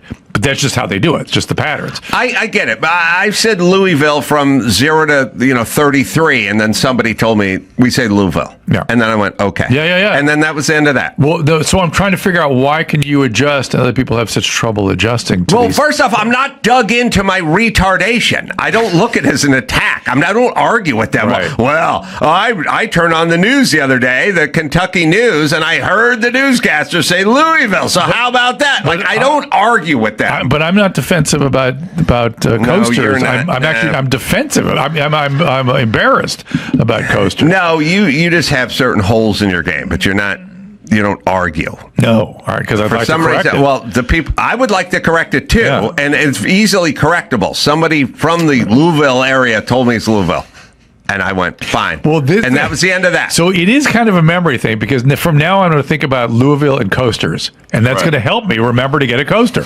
You know what I mean? Yes. That's how memory works. So you have to have memory and motivation. Well, okay. You have to remember to do the coaster thing. Well, Louisville. Okay, got it. You cannot be fending off information. No. These people pick up a sword and a shield and they get in that Spartan stance, you know what I mean? They're like, Sophie, have you seen Sophie? No. From Dundee, Scotland? No. Oh, I'm going to enlighten you today. This is going to be a good day for me. Keep going. You get in that stance. Why are you warding off information? It's because of shame. I don't. I get everyone has some shame involved with their world, but being told it's not Louisville, it's Louisville does not come close to any shaming process for me, or being told it's PCH, not the PCH. Right. That I don't know why that swerves into the lane of shame. I'm really trying to figure this out. You were so ground down by your family and your educational experience that you were sort of beyond shame. You just want to get it right, you know? Oh, well, I would like to be accurate, not sort of. But you could be. Well, first off, I don't want to be right in my head and wrong in the world. But it'd be so easy for you to be embarrassed that you didn't know a hernia was a hernia. You could have been embarrassed, but you weren't because you're accustomed, I guess, to sort of being corrected or being adjusted. It's like, I just want to get it right. You know? I think it's a posture. I think there are people who have a posture. And the posture is like almost literally a posture. It's like literally, am I open? Yep. Or am I leaning forward and Closed. holding my shield That's up right. and making a fist? And the people that are leaning forward and making a fist, nothing breaks through. And it's not really a matter of the subjectality or the topic or anything. It's just you do not break through to me. Yeah. And it's all so weird. And it'll just... I had an inane conversation with Mike August on the way in about hockey helmets, and now we're not talking about important subjects here. It's just you cannot break through to me. We had a 10-minute argument about hockey helmets, right? Now I don't know. Maybe you know a fair bit about hockey. Andrew probably knows. He's a Flyers guy. So. And I don't. Hockey, for me, it's like sort of football, basketball, baseball. Hockey's way. I never owned hockey skates. I never knew anyone who played hockey. I knew one. Jeff Katz played hockey. Dave Sorensen. Two guys in my entire school. The school had no hockey team. We're poor. We're from the Valley. Hockey was like you had to buy skates and pay to go to a rink. I mean, no, that's impossible. Impossible. So Mike was doing something. We were talking about something. And he goes, "Oh, we'll put you in a hockey helmet." And I go, okay. And he goes, not one of the new big ones, but like the old time hockey helmet. The old time hockey helmet, you know. Just went right when they were going from no helmet to hockey helmet, putting in one of those. And I said, well, there's just a hockey helmet, Mike. It's just like a hockey helmet.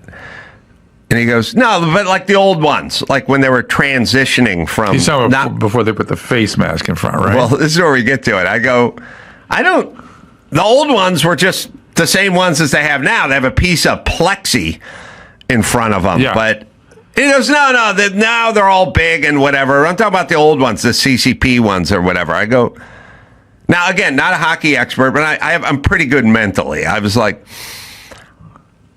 no, Mike, they just put regular, the other, the old time ones. They were different shape, whatever. And I go, I don't know how you're going to find this old-time hockey helmet because it doesn't exist. I don't know what... Now, Mike's got a picture in his head. Yes. It's an incorrect He's thinking picture. about a football, old-time football I don't know. helmet. No, Mike knows football better than anyone. No, but I think he's got like a leather football helmet on the hockey he doesn't. This is where we get into trouble. We try to figure out what Mike's thinking. Okay. And then he goes, no. I go, he goes, what did they, they used to, wear, what they used to wear back in the day. And I said, they wore pomade. That's what they wore. They wore their hair slicked back. Yeah. Didn't wear any helmet. Yeah. He goes, no, but like the smaller one, the smaller, just from back in the day. And I go, Mike, they had no helmet, and then they had a helmet, and that helmet much resembles the helmet they wear today, but there is a clear plexi thing. And he goes, yeah, it's got all the face shield and stuff on it. And I go, no, there's just a clear eye plexi thing, but the helmet looks the same. Yeah. And he goes, they don't have like a metal cage? And I go, well, in college they do the metal cage, but I don't think they do the metal cage in pro. And this is where they go. This is where they all go. He goes, the goalie doesn't wear, and I go, okay, all right, Mike, you won. Thank you. I don't know what you're doing here or who you're talking to. That's funny. Oh, that's what they do, right? It's good. Yeah. That's how chicks argue, by the way. Yeah. Yes, I'm talking about the goalie going open-faced, Mike. That's what I'm saying. By the way, you don't think I know more about hockey head protection than you? I just fucking schooled you up. You don't think I know what the goalie... Okay, you went to the goalie. You told me they wore metal cage. I said, that's college. Yeah. Then you went to the goalie. And you think I'm going to be surprised by this morsel of information? You mean the goalies are now not going barefaced? Huh. So funny. All right, now what's he doing? The oppositional. He doesn't know what he's doing. He's arguing. Yeah. He's come up with a stupid premise, which no one knows what I don't know what he's talking about to this day. I then informed him that there is a thin wisp of plexiglass that covers the eyes, but it hardly gives the helmet a different look. And the helmet said, he goes, well, with the ear flap protection and stuff. And I go, oh boy, I don't like they wore I don't army helmet. It's as best I can tell, with some modifications, it's basically the helmet that entered the league in 1979 with the plexi. Am I getting it wrong? I feel like some guys occasionally put some metal on their... I would, and I'm not saying it doesn't exist. Okay, I'm just saying that's not what we're... in my head, I see myself superimposing football a little bit, so as a way of understanding how somebody could think like that. That's all. Because football went from essentially nothing to leather. Yeah, but Mike knows football very well. Nobody's superimposing it on hockey. Andrew, you know hockey. Can we make heads or tails of this one? Yeah, in the pros, all you need to do is literally just wear the CCM helmet or the Bauer helmet. It's just a plastic helmet. And has it always been the same? They've never. I'm not asking you what the rule is. I'm asking you how much has it changed from where they went from no helmet to helmet. They just went from literally no helmet to helmet enforced. That's but it. He doesn't know what you're talking about. All right, hold on, Andrew. You can't. You're talking about it. I don't know what you're talking about. You're not talking about this conversation. No, I'm same helmet. Same helmet. It's always been. Helmet. Same helmet. Same helmet. It's always been. There you go. That's you it. can elect to put on. Stop. Right. So and it takes a long time with Andrew to get places, but eventually you end up there. Yes. All right. It's the same helmet. Yeah. So when he's telling me old timey helmet, not the full big new style one, I'm a babe in the woods. I just go, what do you mean old timey helmet? I don't know what that helmet is, because he has to get one. And I go, I don't know, but that's also a way of speaking that's a sort of. I think here's what Mike is saying. We need to get you a helmet, just a basic helmet. It doesn't need the face guard on it. It doesn't have to be the highest tech. It can just be a basic hockey helmet. Send him out to find the old-timey one. See what he does. See what he gets. Yes, the old-timey. Anyway, so I'm explaining. And it takes us 20 minutes. And then at some point, we're talking about goalies. And then at that point, I go, yeah, Mike, that's what I'm talking about. Anyway... By the way, I'm in this conversation. What do you think I'm going to do? What would my response be? Even the goalies? Oh, well, Mike, you're right. They do wear face protection. I never thought of that. You are 100% correct. Or am I going to go, no shit, Sherlock? Yeah. That's not what we're talking about. Yeah. It's always weird when people... It's a common thing, though. I know, but people argue with me like I wasn't born or something. They go, you were the one who was yelling always about this. And I go, I've never brought that up. Yeah. And they go, you want it all the time. And I go, it's never come up. I know. And it's just like a weird, it's like a weird, like I would never say, you know, Drew, you never stop talking about the Bay City Rollers because you never bring up the Bay City Rollers. Right. I would go to Andrew and I would go, you know, this Drew, he claims he's mature and a physician, but he never stops talking about the Bay City Rollers. And then Andrew would go, really? And I'd go, yeah, he never stops talking. He doesn't even say Saturday. He spells it out. That's how you create gossip. He spells it out. Gossip. And then Andrew would go, huh, that's interesting. I didn't know that. But it doesn't work on you because you never talk about the Bay City Rollers. No. So why do people try that on me? That's the part I find interesting, right? Yeah. They tell me all the time, you said, you know, you always, and I'm like, I was there, and I've never said that. But why are you trying it? I can imagine at the beginning, but somebody that knows you. They don't stop. It would get tired. They don't stop. Get very tiresome. They don't stop. All right, we'll take a quick break. Then you tell me about Minnesota. All right. Right after this. Well, there's a lot of things that Hims cannot help with, but of course, if it's a performance issue in the bedroom, Hims has got you covered. Erectile dysfunction is something that many people experience, both when they're younger from anxiety and as we age. It's frankly ubiquitous after the age of 60. So everyone gets it. It's stressful.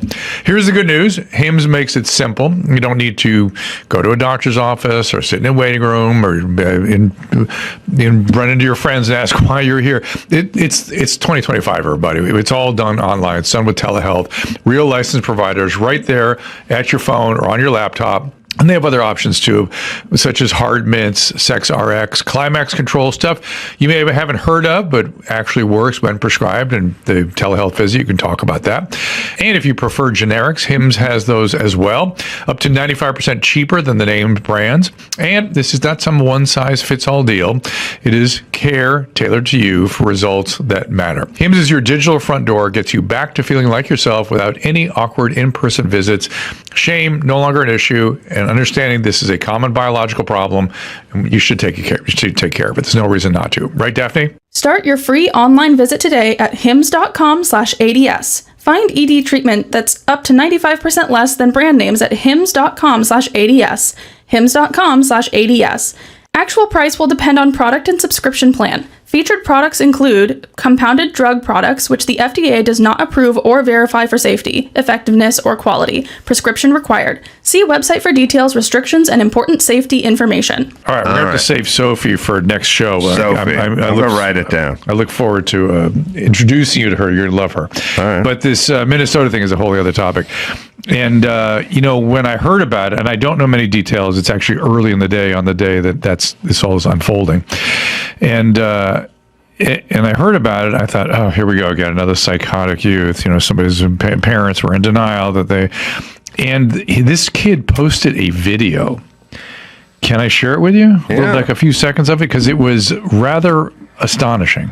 The kid who shot the place up. Yep, allegedly. What did he shoot up? A church. Here he is.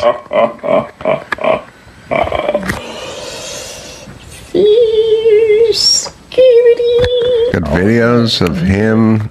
Guns and bombs. Guns and lots of guns and weapons. And there's a bomb, and those are magazines, and each one is inscribed with FU and this kind of stuff. And just really bizarre imagery, and but not psychotic. I got to say, not psychotic per se. He's got better penmanship than I do. I know he's clearly has artistry. but here's a pistol, an automatic pistol, and an automatic weapon, and just tons and tons. Each, where is your God? Is it suck on this or is prescribed? On the clips. On the clips. Yeah. So how old is this guy? Do we know how old he is? They're gonna stop in a second. He'll tell us. I think he's like 15 or something. Right. Transgender, and I don't know which way. It makes me, if it's a female to male, it makes me worry about the effects of testosterone, frankly. Mm-hmm. You know that thing. Mm-hmm. Got a pistol. Anyway, he talks about, hating everybody, but he's not wildly psychotic, right? He's not hallucinating. His language isn't loose. He's not going from idea to idea. He's cold-blooded in how he's looking at all these things. Mm-hmm. And I thought, this isn't psychiatric. This is the real deal shit. This is psychopathy. This is what people call evil. Mm-hmm. And I thought to myself, wow, so I think it's important for people to know, whatever word you want to use to apply to something like this, evil is a word that applies because it doesn't have a treatment. Social workers, in law enforcement are not going to be able to manage this guy. He is going to respond to nothing other than containment. And that kind of evil exists, and then social evil exists, the kind that is perpetrated in the name of doing good, like Mao did. I'm doing good. 60 million people die. Mm-hmm. So early 20s, the guy was. Early 20s. Why weren't they sort of early high school or middle schoolers he went after, which is so odd. Yeah. It's so odd.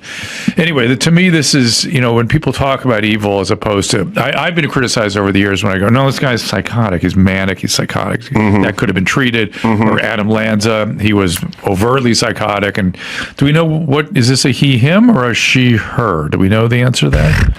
I can never figure any of that stuff out. It looks like a he to her. You sure? Who knows? Because the voice sounded a little more she to him. They're doing this thing now where they try not to publicize the shooter. So yeah, of course. Right. Well, if they're trans, if there's a white Christian guy, then yeah, for sure. Yeah, that's smart. That's how you solve problems. Right. Yeah. So anyway, this is just a chilling chapter, but a really reminder that you need law enforcement. You need to deal with people like this very systematically, and it's not with tender loving care. Yeah. It's not with social workers. Yeah. And and how the parents allowed this kid. I don't know. He's cold-blooded enough. He might have done all this quietly without his parents knowing it. Mm-hmm. But if they knew or were participating in him getting guns, that's disastrous. But of course, he's an adult, right? He's 20-something. He or she, whatever it is. Yeah, I don't know. Yeah, I'm very, I'm a little disappointed in humanity, in that we have no idea what works, what doesn't work, and how things work, and it's scary to me. Yes. And it's also, it's like, okay, now the number one subject that everyone's talking about is crime. It's crime. It's Baltimore, it's Chicago, it's the inner cities. The Trump, he's sending National Guardsmen in D.C., carjackings and shootings and gang-related whatever. And now he's sort of send them to L.A. and what's going on in the inner city? And we got it under control. The Democrat thing is like, it's down 18% year over year or whatever. And it's like, but no one ever goes, who's committing the crime? What's going on? What is, okay, carjackings are down, but who's doing the carjacking? What's going on? Who is, I'd be curious who's committing the crime. That would be, if I was just sent here from outer space and someone would say, well, we got to get more National Guards because we get more Guards people on there, then there's less carjacking and less shooting and less gang-related shootings. I'd go, okay, well, hold on. Who's in the gang? Who's doing the shooting? Who's doing the carjacking? What's going on here? And then they'd go, well, we can't talk about that. And I'd go, well, I'd like to talk about that because I'd like to figure out what's going on here. Because I figure we could put National Guardsmen on every corner in the United States, on like every city in the United States. But we could also do a thing that you guys talk about all the time, which is root causes.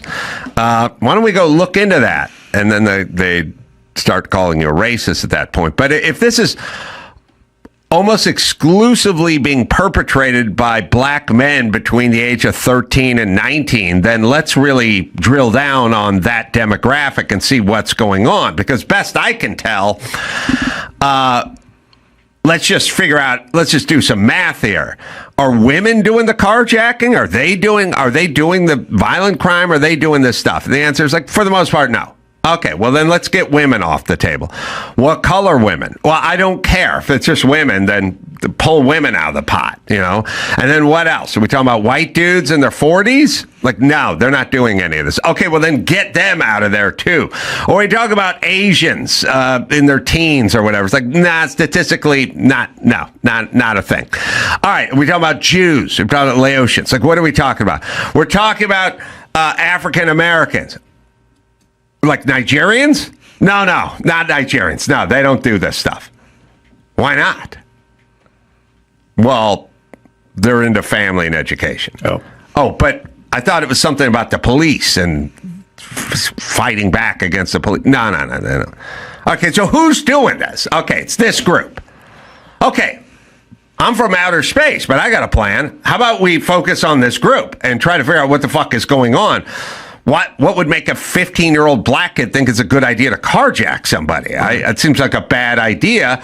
It also seems like you'd be risking your future if you did that, but we've decided this is good.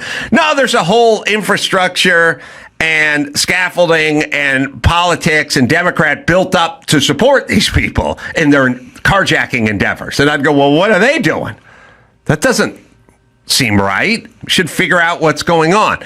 And then what goes on is broken families and dads and absentee dads and blah, blah, blah. And now here we are. Now they don't want to talk about this and that's it. But it seems we're having a national conversation about crime and about violent crime and about inner city violent crime and big city violent crime. Okay, that's a conversation.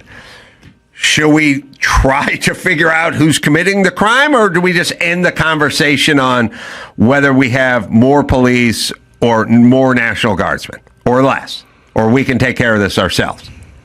We just end it there? We don't get into who's committing the crime? In terms of solving problems, I don't think that's the way to go.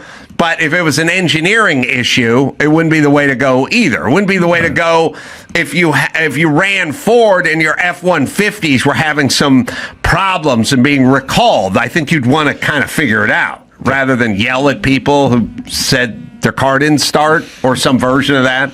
In this case, you'd get called a racist. Right. But does anyone want to have this conversation, or are we just going to keep going?